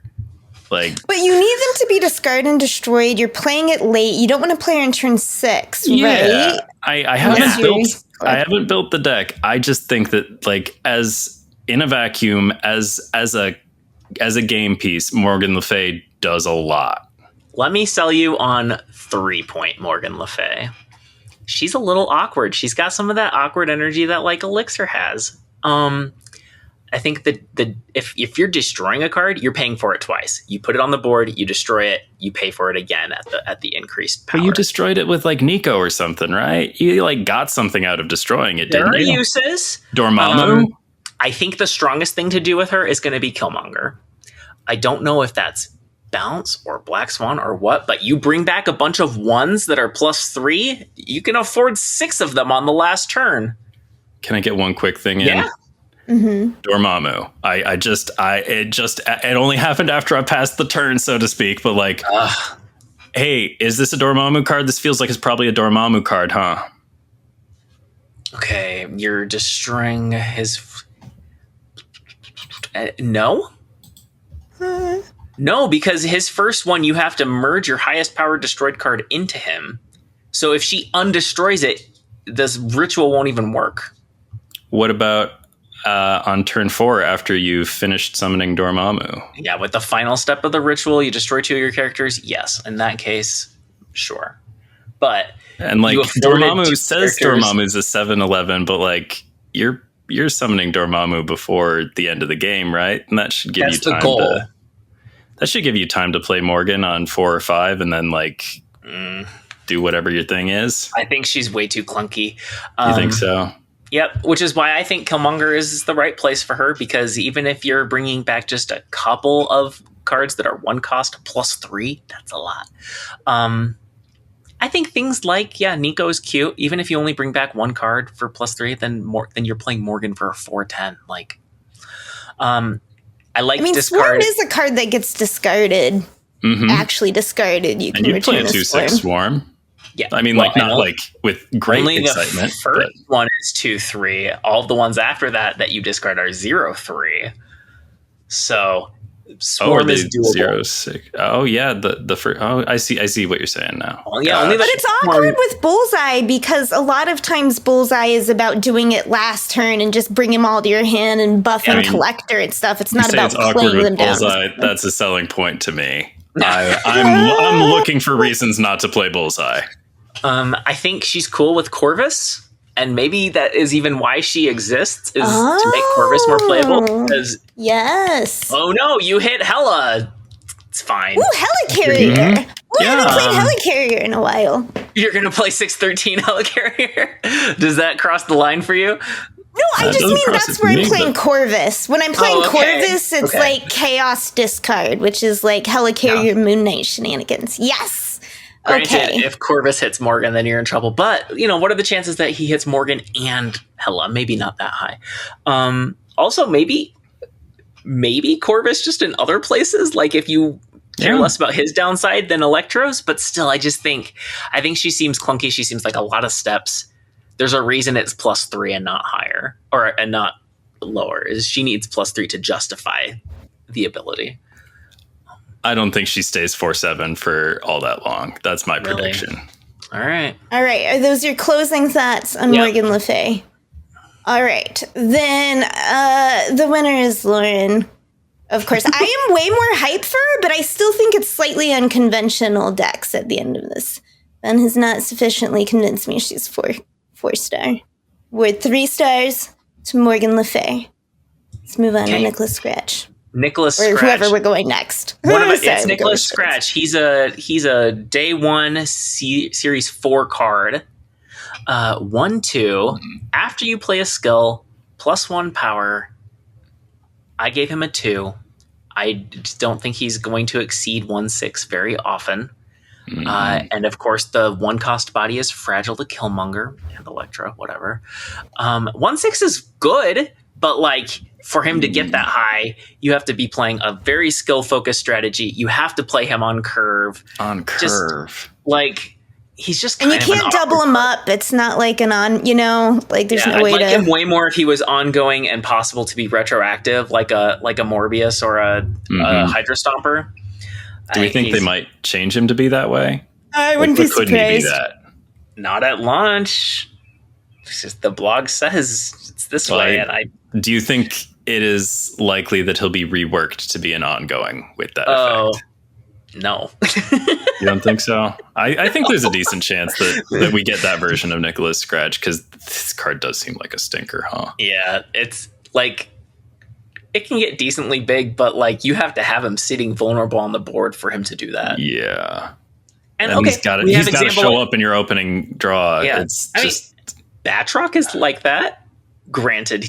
No, Batroc can show up anytime. Batroc can show up on turn 6. Yeah. Right. Batroc's just a partier. Just always along for the ride. He's down for whatever. Okay, so you end up playing Nicholas Scratch late, and you have saved a handful of either...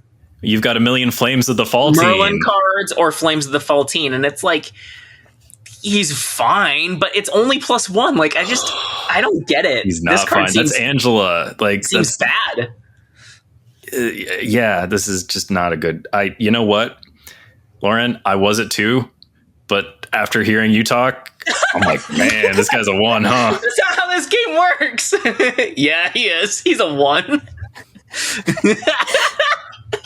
I think this is going to be our anti-Merlin consensus. It's like best head wizard, lowest. Yep.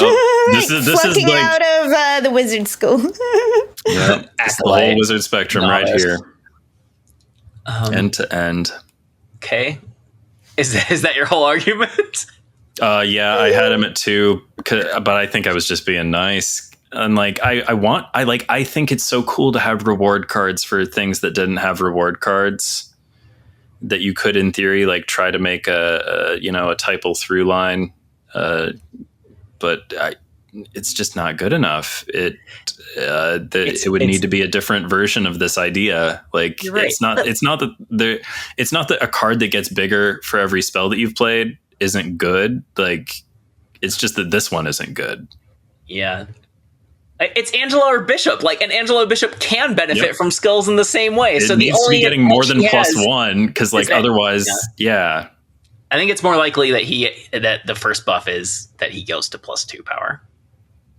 Yeah, that would make it a card, but then it gets out of it. I honestly think that make it 2 out of hand. Do 1/0 +2. I like the ongoing solution. Like, it makes it a little better at least, because then it can be a surprise on 6.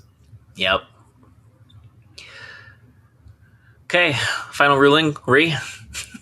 What's your rating? Okay, I think you're both wrong, and I'm gonna give it a 2 for wizard power, wizard star power. Because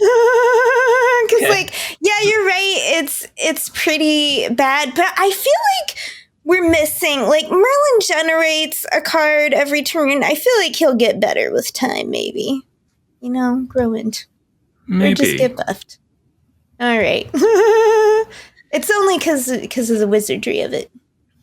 Okay, our other Day 1 Series 4 card is Jennifer Kale, a 2/3. Activate. Next turn, you get +1 energy. Ben, your arguments. I am really on the fence with Jennifer Kale as to whether this is 2 or 3 out of 4. I guess I'm going to go 3 out of 4 just because I liked Jennifer Kale so much on Agatha all along. I'm rooting for her. There better be an MCU variant. She's so funny, so good. Also, she's got a lot of witchy material in her stand-up, and I wonder if that got her the job. Yeah, check it out. The first woman. That's the special that has all the witchy shit in it.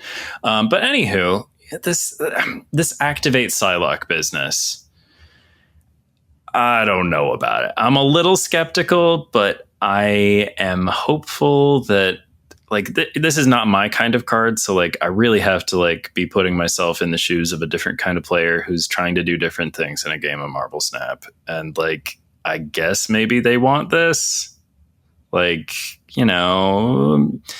play her on 2 and she's not Psylocke, so you're not getting the energy on 3. So you're doing 5 energy on turn 4 or 6 energy on turn 5. And this is assuming you're not combining it with other acceleration that would change those numbers. I mean, there are things you want to do with 6 energy on 5. It's fun to play back-to-back 6s. And just the fact that this is a card that does seem like it's probably very solid for that use. If you're trying to do back-to-back 6s, I don't think she'll let you down. And I guess that probably makes her a 3 out of 4. But I don't know if this is a spectacular card. And there are so many cards that do similar things. There are so many ways to play back-to-back 6s. Yeah. Can I ask you what rating you would give Psylocke? Well, that's hard to say. I think I'd probably give Psylocke a 2.5. She basically doesn't get played except for in negative. Yeah. She has one very specific thing she's good for. She's great in negative. She is for playing 4s on 3. Yeah. That's it. Which this card can't do. Yeah, but this card does, back-to-back 6. I mean, I'm trying to be nice about it. I don't like this card for anything. I'm not. I'm giving this card a 1. I think the activate mostly just makes her worse than Psylocke. Yes, playing a 5 on 4 or a 6 on 5 is good. I feel thing to do. Flipped. I feel like I came when last time we talked about this card, I was like, "This is fucking garbage. Who wants activate Psylocke?" And then everyone made me feel like I was being so harsh and curmudgeonly. All right, well, I meant to say it up front. I'm trying to be harsher this time because last season I gave almost every card a 3 or 4, so I'm trying to be a little stricter this time. I don't think this is a good card. I think this is appropriately Series 4. I'm excited for it personally because Psylocke is often a tool that I'm looking for when I'm doing a silly clip. She makes it easier to do the limbo wave Psylocke thing where now you get to play 2 of any card for free because on turn 7 you have 8 energy and everything costs 4. There's stuff I'm going to use her for, but I don't think that there's so many better options for ramping in this game. If you need 1 extra energy, play Luna Snow. Come on. And she's super ripe to be Red Guardian on turn 3. I mean, if somebody wants to, she's a 2/3. If she's just Red Guardian bait, that's fine. There's plenty of times you're not dropping a 1, though. Yeah, but she could hide behind a squirrel or something, Okay, so we're playing Squirrel Girl with Jennifer Kale. No, I'm saying locations make squirrels all the time. It's not that hard to hide Jennifer Kale somewhere that, Red Guardian can't mess with her. She's not good played late. No, she isn't. They should. I don't like this card. Ree. Honestly, that's clear that Lauren wins. She convinced both of us. I just thought I had to be nicer about the card because it seemed like everyone was more positive about it last time we talked about it. I was like, well, I gotta modulate here. Gotta find something to like about this. But nope. I guess we're all on the same page. Activate. Yeah. Activate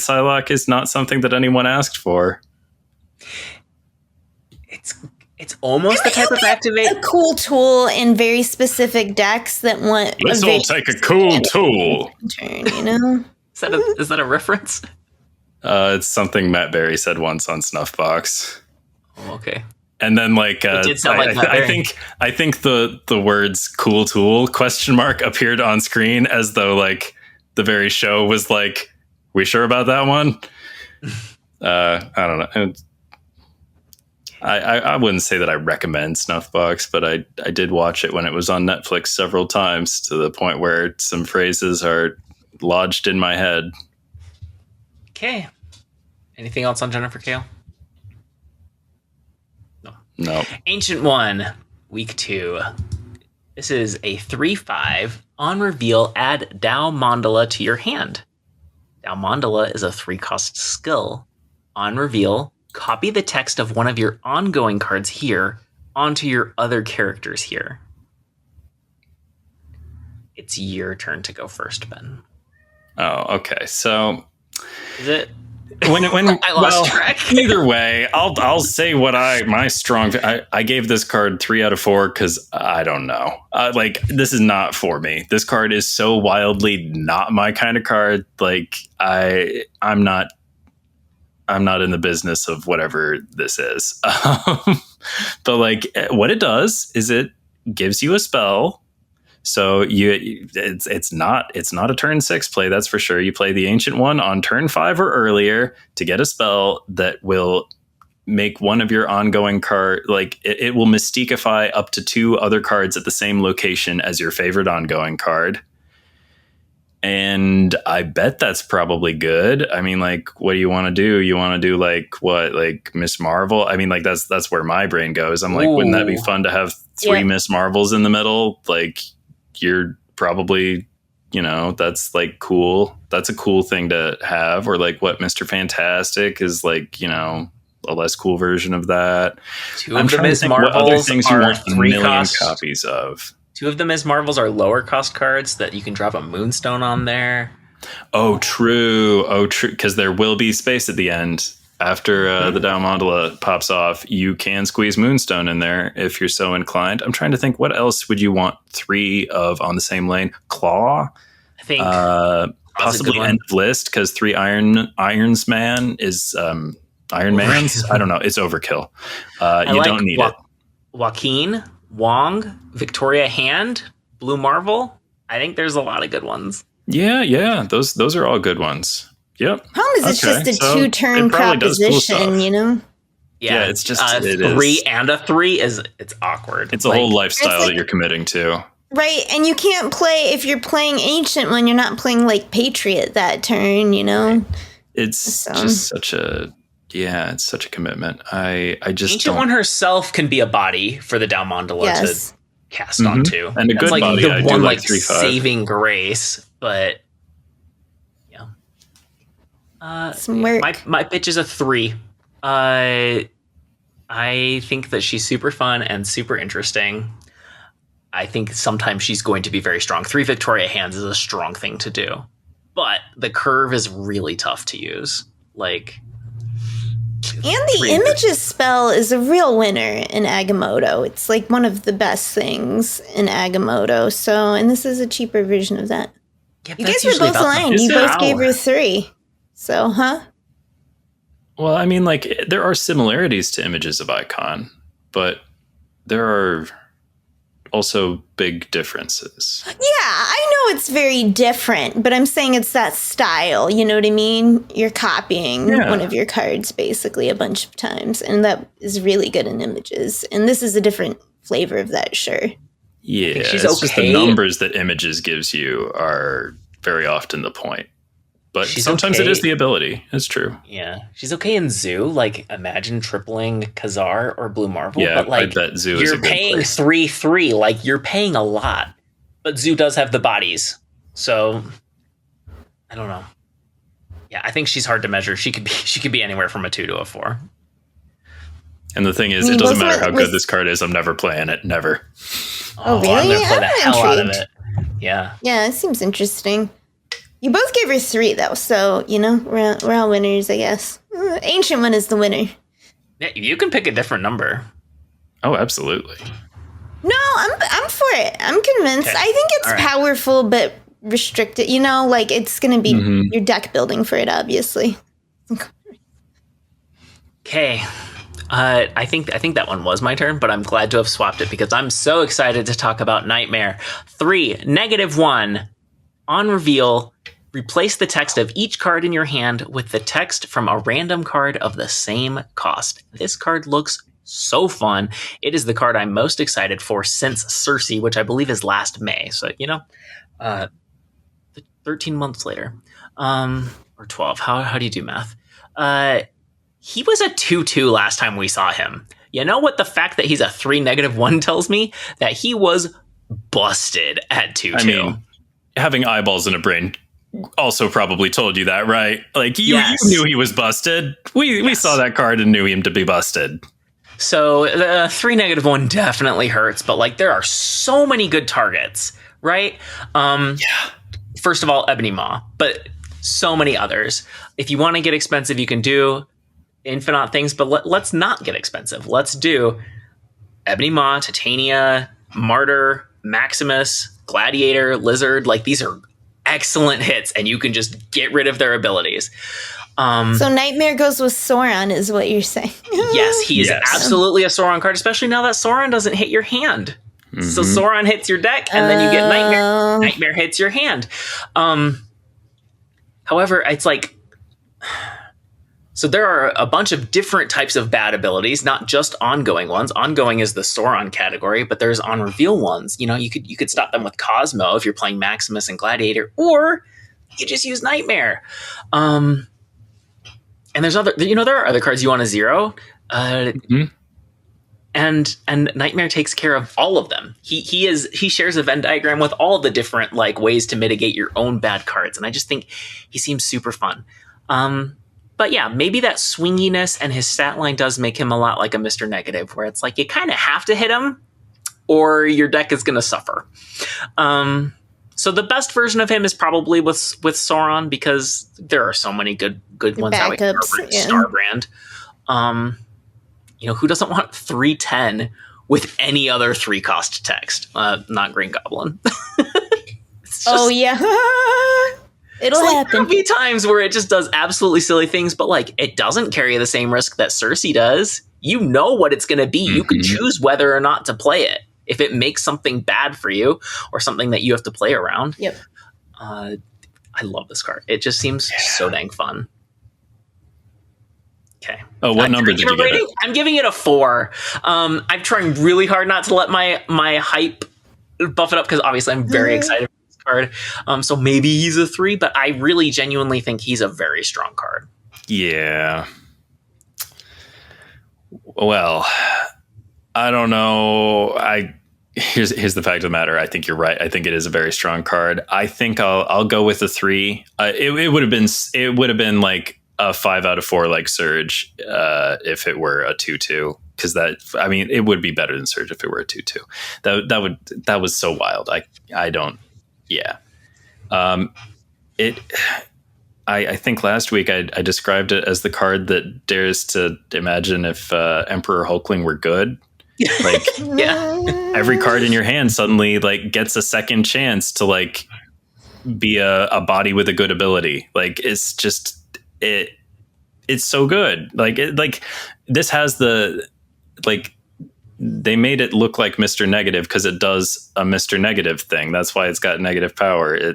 This is a transformational effect that, it's so built around, and you get so far ahead when it, when this rolls high, it rolls so high. Yeah, I think it's worth noting you can play it on turn 5. Mm-hmm. Not like Mr. Negative, which, I mean, I have done it. I have played negative on 5, got a single card, and it was worth it. Yeah, we know what you mean. That's a gamble. We know what you're saying. Right? Whereas Nightmare... Also... Sorry, go ahead. No. I was just going to say, when I see a negative deck, like, if I'm going to challenge a negative deck that's, like, hitting at least some of its stuff, it's because I know what it's in negative decks. You know what I mean? Like, I know what to expect. With this one, you know what I mean? Yeah. You can't plan around that. You're just going to end up This is information retreating, you can't know. you know? Yeah, exactly. It's too big of a possibility range for you to And really we don't love that. We've seen it before with like, Arshem and all kinds of, we've seen it. We've seen it with Blob. We've seen it on all kinds of different cards. And this is a particularly egregious example of that phenomenon of the thing that can't be predicted or can't be accounted for. So I think it's probably a 4. I'm going to go with a 3 just because like they really did. The 3 -1 body is tough. Also, I think I'm going to justify giving it 3 out of 4 when I think it's probably still a 4 out of 4. I'm going to justify that because I'm annoyed that it doesn't really work in Surfer because like I wanted it to because like think of that. Don't you want to wipe that Star brand, but like you don't want to wipe your Surfer, but like Invisible Woman Surfer. See, that's the thing. I was like, am I going to be playing Invisible Woman and Supergiant? Like, is that what it's going to take? Like, I don't know. I don't know. Maybe someday I'll be a Supergiant Surfer kind of person, but I don't know. I don't know. It's a very strong card. I hope it's a 3 out of 4 because I'm not in the mood for it to be a 4 out of 4 good card, but like it probably is for the surprise reason that we discussed. That's my feeling. That's my hunch. What do you think, Ree? Okay, so I think this is going to be so strong in its own deck, but it's going to be narrow. So I'm awarding this one to Ben for reasons of, basically what he said. Crazy strong when it hits. You can see the -1. Maybe we'll even see some Arishem tear with it where it's like the random nature of it makes it too difficult to play against. But you will be deck building for it.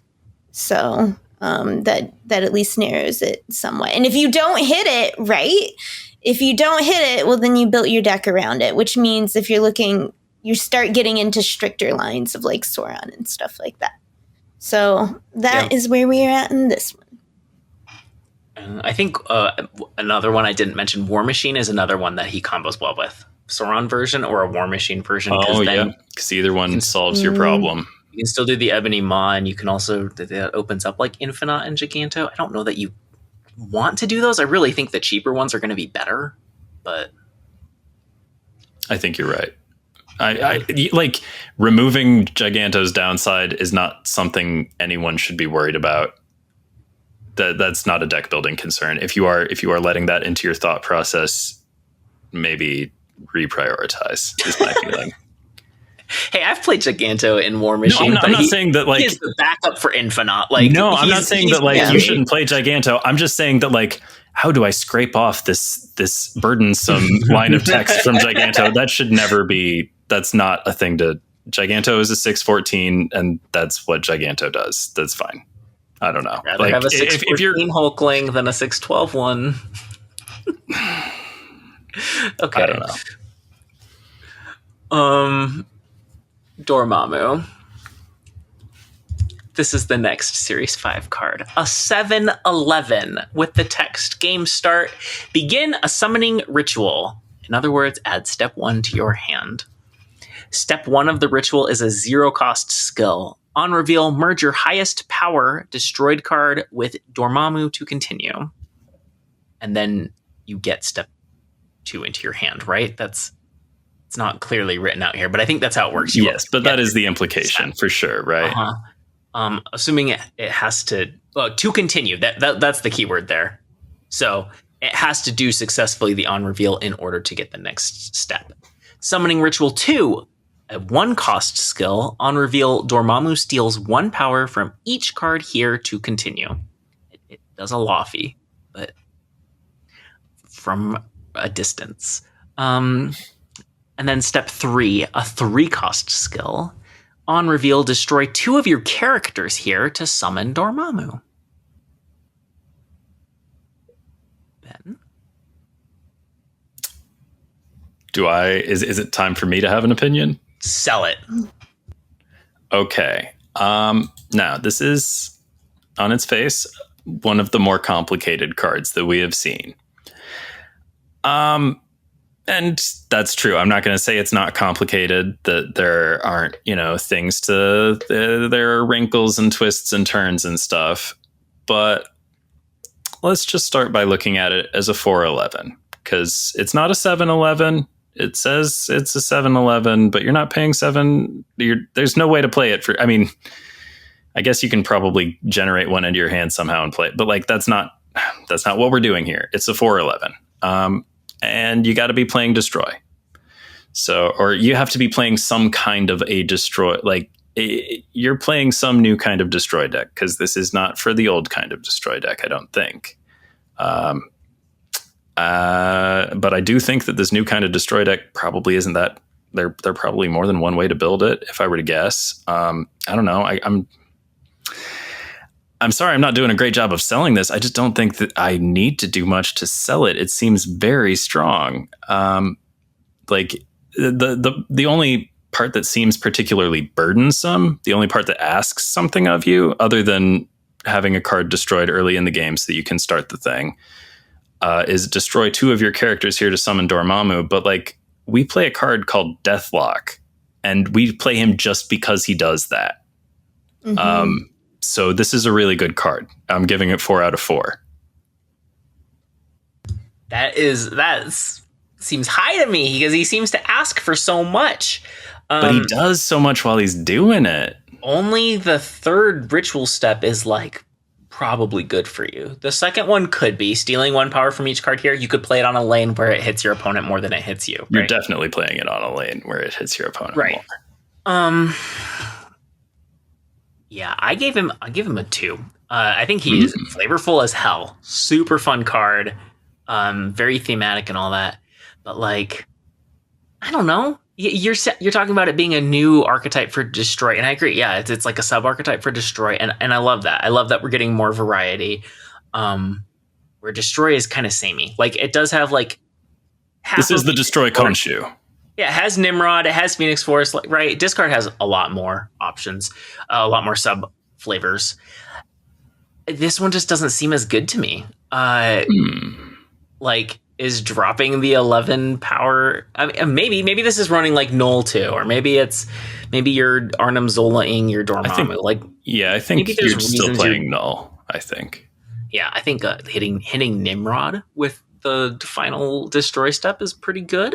I don't know if it's good enough. I don't know if this deck can afford other Nimrod-y things, or maybe Sabretooth is real when you're just you have the demands to destroy 2 characters. Maybe in this case you're okay with that. I know he's kind of expensive at a 3. I don't know. He's a lot of steps, and you definitely get step 1 in your hand, so it's not like you have to draw the right thing. Right. I'm assuming summoning Dormammu. Is it an extra card? There's a couple questions that there are. It says add step 1 to hand. And that to me suggests that it's an extra card. I think you still get your 3 cards and it adds step 1 to your hand. Oh, yeah. But you could draw Dormammu early, or you could sit in your deck. Ideally, he sits in your deck because you're summoning him. You don't want to waste a draw on him. Is Dormammu in... You don't think he goes in your deck? See, I kind of thought he existed banished. Maybe I bet he does start in the deck. I think that's I bet he starts in the deck and just absorbs the power and stuff. Yeah, I guess I hadn't thought about that part too hard. Yeah. But I think I thought Ree was asking if the summoning ritual counted as one of the cards in your starting hand, and I don't think it does. I think it's in addition to the starting hand. Yeah, that was a good point though too, because I think also Ben, I just imagined Dormammu was for some reason not in your deck, but that doesn't make any sense. Agamotto, it would be he would actually be in your deck and you could draw him. Yeah. Yeah, I would give him an entire extra point if he thinned your deck. Yeah. Maybe it is pretty reliable. Actually, the more I'm looking at it, maybe it's pretty reliable because you just get the step and then you play it when you're ready to. The first step is a 0 cost, so you can play it on the same turn you do your first destroy.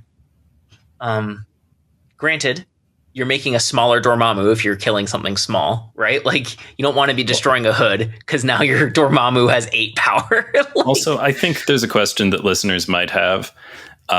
I'm assuming you do actually have to have a destroyed card because it says merge your highest power destroyed card with Dormammu to continue. And we've seen that language with like Gambit. You discard card to destroy. So like the thing has to happen for the other thing to happen. Correct. And I'm very much assuming it doesn't work with cards that regen. Yeah. Yeah, they have to be in the graveyard. Well, the third ritual step would, but not the first one. Yeah. I'm warming on him because he's not 11 power. By the time you play him, he's like 15 or something. Yeah. 15 like minimum, pretty much. And then you Arnim Zola him, or I don't know. Is he really squishy at that point? Though, like you summon him and he's just sitting there on the board. Well, you can summon him to be shonged. You can summon him on the last turn. Yeah. Like, isn't that what you want to do with your Nimrod scenario? Yeah.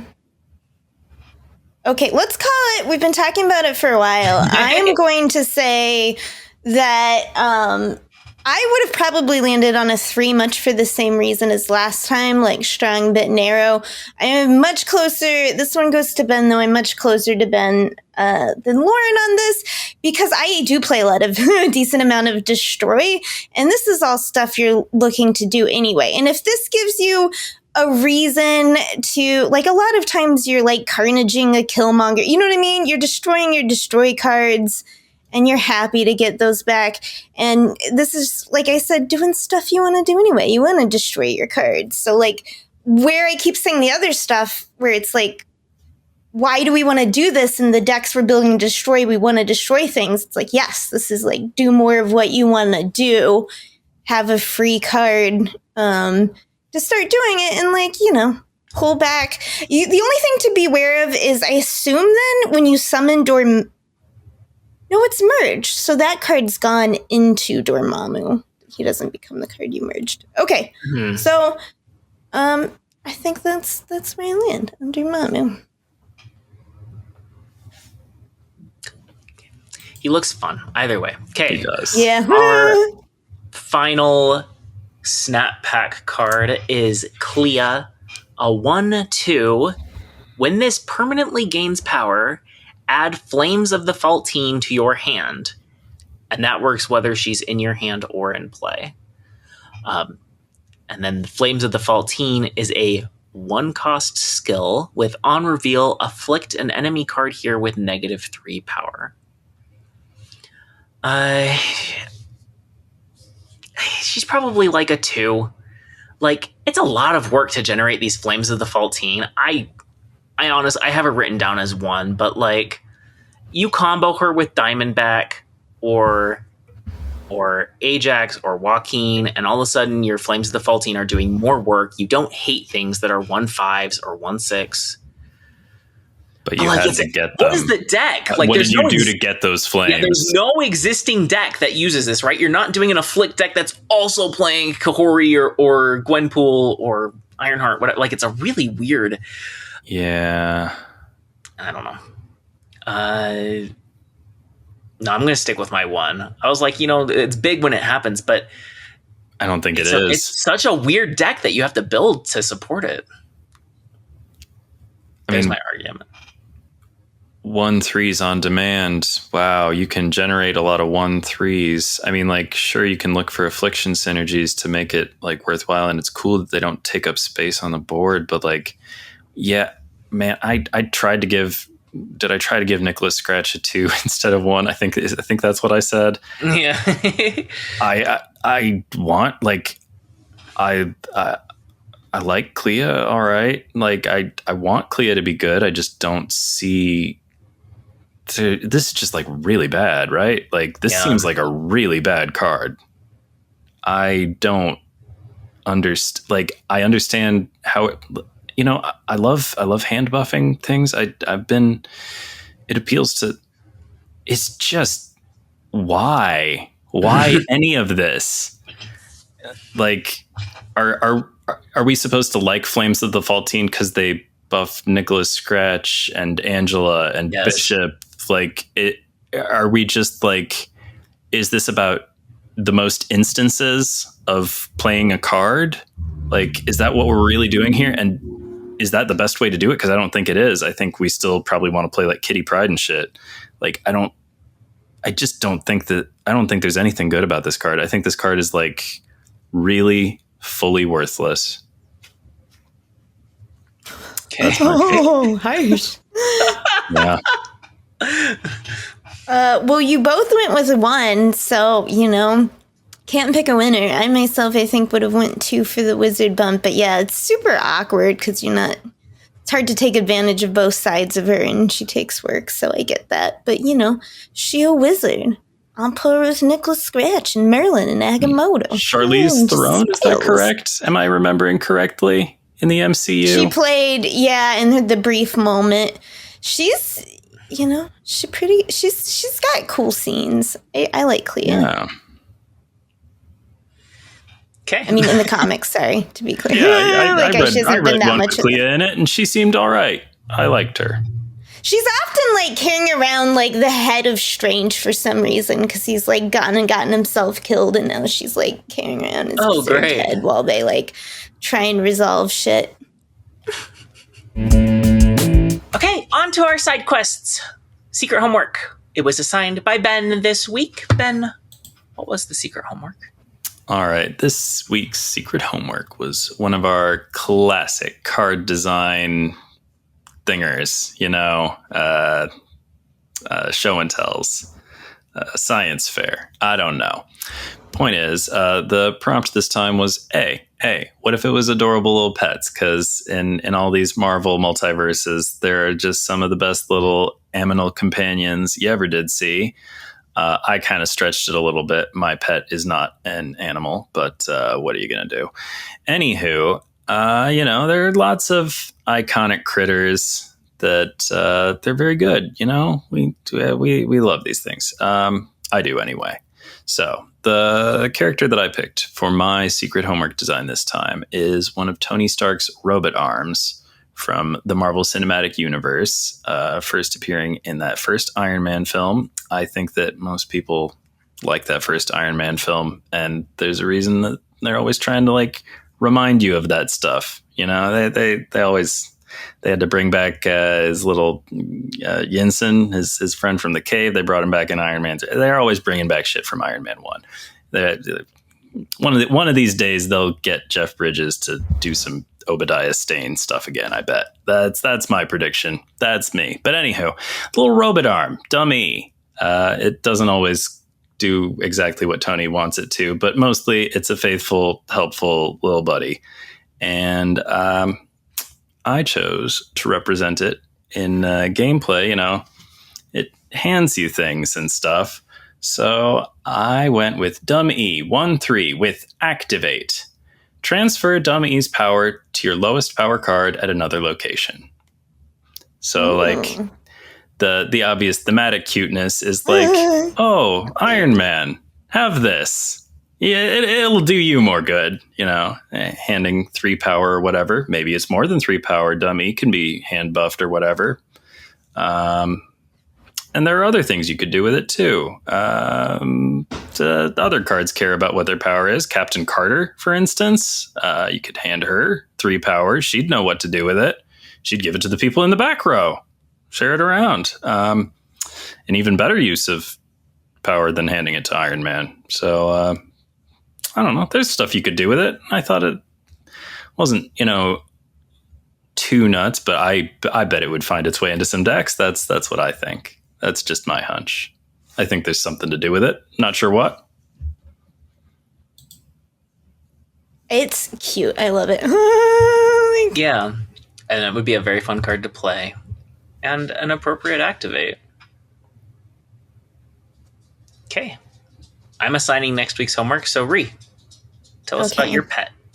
Oh, man. Okay, first small side tangent. I forgot, when you mentioned Captain Carter, when I hit Auto Xorn, Deck Builder did the coolest thing it's literally ever done. I have a lot of favorited titles and deck backs and avatars, but it put together last season's Peggy Carter avatar we got with the PAX deck back of Captain America's shield and the title Alternate Timeline Drifter. And I was like, bam! Like, Deck Builder just dropped the mic and, like, walked out. I'm like, good job.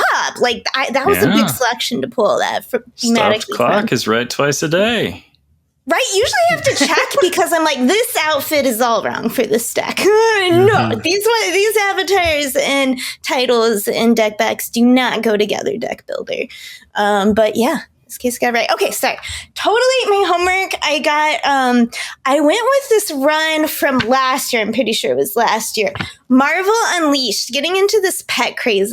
It features a lot of the pets. It features Pizza Dog from Hawkeye, which is where we start. I see Lockjaw on the cover. Lockjaw. You see, I perpetually forget. Bats, thank you, Doctor Strange's ghost dog. Like, I believe even Throg isn't, there's Throg, Red Wing. So, like, all of the pets are in it. But the main character, right? We start with the dogs coming out. The main character is D-Dog, right? They meet this dog that's wearing a mask. Oh, you can't see. Okay, sorry. This is YouTube. But this Pizza Dog meets this dog. Your face. Yes. So, hold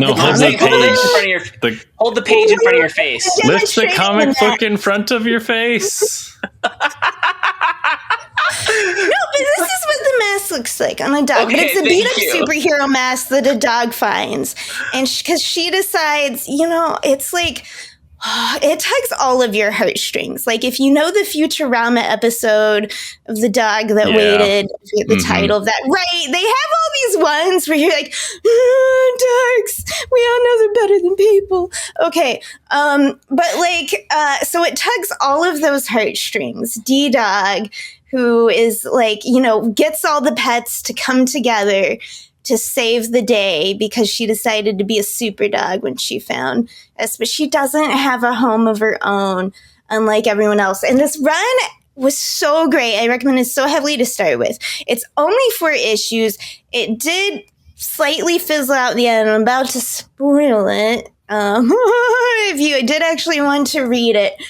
But it does end with D-Dog sacrificing herself, of course, to save the day. But she gets to go live, but Valkyrie comes to take her to Valhalla, and she becomes the dog. That's her home. She's the dog of the Valkyries. And finally she gets to belong. And it is definitely one of those, like, and it's cute and it's funny. And even if the ending was a little bit like rushed and kind of, all of that, it was still totally charming and worth reading. So the card I came up with is, of course, D-Dog. And the stat line is a 2/3. And I picked that because I feel like that's the most nondescript, like, stat line. You know what I mean? Of a card, like the most generic stat line for a card in Marvel Snap. Because, that's the idea. D-Dog was just, another German shepherd of a million who chose to, like, be a super dog and try to do her best to save it, even though she had, no actual powers. And her ability is, when this is destroyed, summon Valkyrie to this location. So that's a good card. Because all dogs go to Valhalla. Yeah. I love it. So that was very good. That's great. I'm embarrassed I didn't think about this one on my own, but somebody, it was Adam, I believe, Adam Starr, Marvel Snap lore, who said, Lauren has to do Aragorn. So to reference Aragorn, a different one, for the second time in this episode, yes, I did Aragorn, Valkyrie's Pegasus.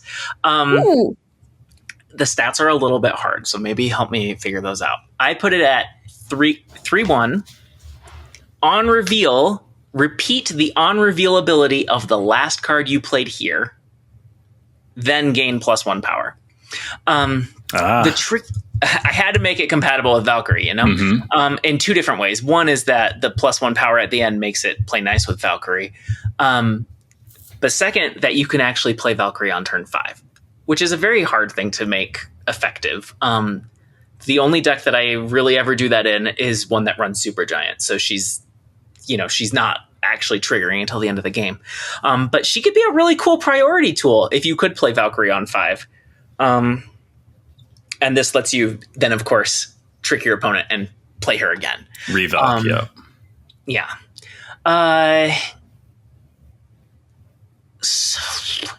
3-1 is what I went with, because it seems easier to control than Grandmaster, right? Like, remind me, what was the on reveal again? Yeah. Repeat the on reveal ability of the last card you played here. So it's not a full Odin. Right. It's a local absorbing man.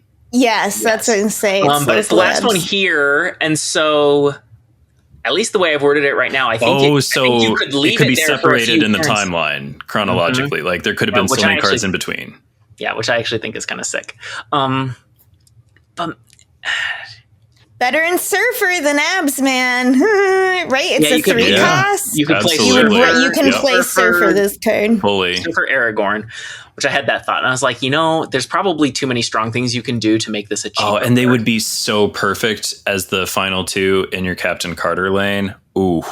Oh, yeah. Oh, yeah. Delish. So I think the targeting is what made Grandmaster a problem, right? That and that it has to move something to the middle, and sometimes that causes problems. Well, also the body initially was a big problem. Yeah, but I'm saying they started him at 2-1. You think that might be? They thought the ability was going to be strong enough to justify that, and it proved not to be.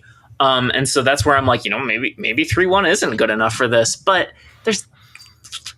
I'm also kind of inclined to think like there's got to be some big abilities that you could use with this that would justify it, especially if you could break up the timeline like that. I think 3-1 is a perfectly fair place to start. That's what I think. Cool. I think you nailed it. That's what I think. And if you do hit it with Valkyrie, then it gets the +1 afterwards. Or if it causes Valkyrie to reproc, he ends up at a 4 and breaks parity, so Valkyrie lane can win. I thought about an ongoing hate card because Valkyrie does not like ongoing, but we have plenty of those already. Yeah, we do. And this card couldn't be a 2, and it couldn't be a 4. Yep. So I really think you nailed it. That's what I think. Yeah, and if it was a 2, you could have Ravonna and do Zola this, and that's just that's too good. Yeah. And Valkyrie herself needs to be a 5. I've seen people propose her at 4, and I just think she would be way too good at 4. I agree. Think you're right. And if she's 6 and she loses the ability to play, if she loses, nobody would ever play Shang-Chi ever again if Valkyrie did the thing, right? Right. Yeah. That would just would completely warp everything. Yeah.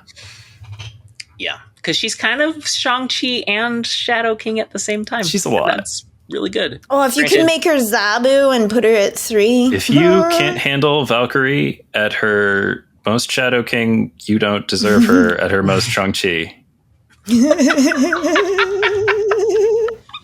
Okay. Next week's homework. You could consider this inspired by either kind of having a cooler season on Snap lately, personally, or because of the publisher change, which is, constantly moving forward, and we're seeing some of the dust from their construction. But my question is, what do you most want to see from Second Dinner by the end of the year? Ooh. This is different from quality of life wishes, which we've done before, because this could be a feature, or you could have a more abstract answer. Can it be something I wish they'd done by the end of a previous year? Then it still holds true, right? Yeah. As long as it's better late than never applies, then yes. Wow, they really, yeah. I like it because, if even 2 of us come up with the same thing, then I think it's a pretty strong indicator. Yeah, I'm sorry, the council's voted. I think there's going to be a general thing that I want from them, and I'm going to have a specific thing that would qualify that has been discussed that I would like. Okay. Well, if you want to find out what that is, you'll have to tune in next week. If you like what you heard, like, comment, subscribe, leave a review, etc. You can comment on YouTube or on Spotify. Or hit us up in Discord, where we have a tiny little corner of the Snap Judgments League Discord called the Speakeasy, and there are instructions to get there in the show notes or video description. We are proudly part of the Snap Judgments Network. That's how we glommed onto their Discord, where you can listen to other great shows. We are. Where you can listen to other great shows like Snap Judgments. That's our grand pod, hosted by Pulse Glazer and Roy on Saturdays, featuring all kinds of guests all the time, including community members, creators, and second dinner employees. I think we've all been on that show. We took it over. Yeah, absolutely. Mm-hmm. At least once, maybe twice. 3 times? I don't know. Sometimes. Yes. Not recently. I would. But yeah, you hear that, Glazer? I don't know if he listens. Although I don't know if he listens. listens Hear him either. call us the best Snap podcast. So that's from his mouth, not mine. Not the sort of thing we'd ever say about ourselves. We would never. But if you want to listen to the next episode of the Best Snap podcast, tune in next week. Same Snap time, same Snap channel. Yay, I wish we could hear the guitars. Yep. We should just play them in our ears. Just have them ready on the phone every time. Oh my god, that would sound great. I was talking about how people like that Iron Man, and more movies should call back to that and stuff. Hey, you know what movie didn't call back to that, and I found to be kind of a steaming turd? This new Captain America I saw on Disney Plus. Oh my gosh, what a completely toothless political thriller that had less than nothing to say. It like undercuts its own attempts at having anything to say, like left and right. Oh wow.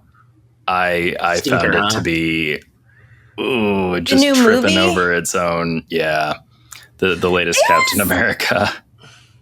I agree it struggled, but there's some really good bright spots in it. I loved Joaquin Torres there. He was definitely one of the better parts. Yeah, and I agree. It had a lot of narrative struggles. It didn't have a strong villain. I didn't enjoy Harrison Ford's it like lacked the conviction to like condemn him for any of his like misbehavior or any of it. And I agree. It wasn't a good villain. I didn't like that. That felt like a miscarriage of justice, and I'm not interested in stories of badly behaved leaders getting away with it. No. And that's what I got there. I remember when you talked about it, Ree, you were talking about how they like kind of got close to like there might be something deep and interesting and complex about the relationship between Ross and his daughter. But they didn't. Not just his daughter, but like just like as a dementia, just as someone like unraveling into dementia and childlike behavior and losing their but then they didn't lean into it. Yeah. And listening to Ben, I think that's the problem because Thaddeus didn't even feel like the real villain. This parent's villain didn't feel like the real villain. The real Samuel villain Stern, the leader, was this like the system, the status quo, the bureaucracy, and then they didn't really beat it, right? So it's just like overall, it was the satisfying like womp a bit. Yeah. And the resolution with Red Hulk is that Thaddeus Thunderbolt Ross, after being talked down by Captain America, sees the error of his ways, gives up the office of the presidency, and ships himself off to the raft. Oh my God, what a bunch of fairy tale horse shit. I mean, it is superheroes. That's not which are how fairy power tales. works. But on the okay, I want to provide just slight counterpoint in that, like, yes, but also like Sam Wilson, I thought was, like I said, like Joaquin was a bright spot in it, and he's like a counselor. He doesn't have powers. Like they lean into this over and again, and I agree. Like having talked them into it, it's just like the villain wasn't good. Like I said, I do feel like the villain was the larger systemic foe, and they didn't actually beat it. And yeah, bit of a fairy tale. curious if did it give you any hints about who might be in Sam Wilson's Avengers? No. Okay. No, So that's just something we're gonna see This later. was a hugely skippable movie. If you don't feel excited about it, you can skip this one and just watch Thunderbolts, because that movie rips, and you should watch that one. And it will get you up to date. You will have the latest on what's going on with Avengers if you watch Thunderbolts.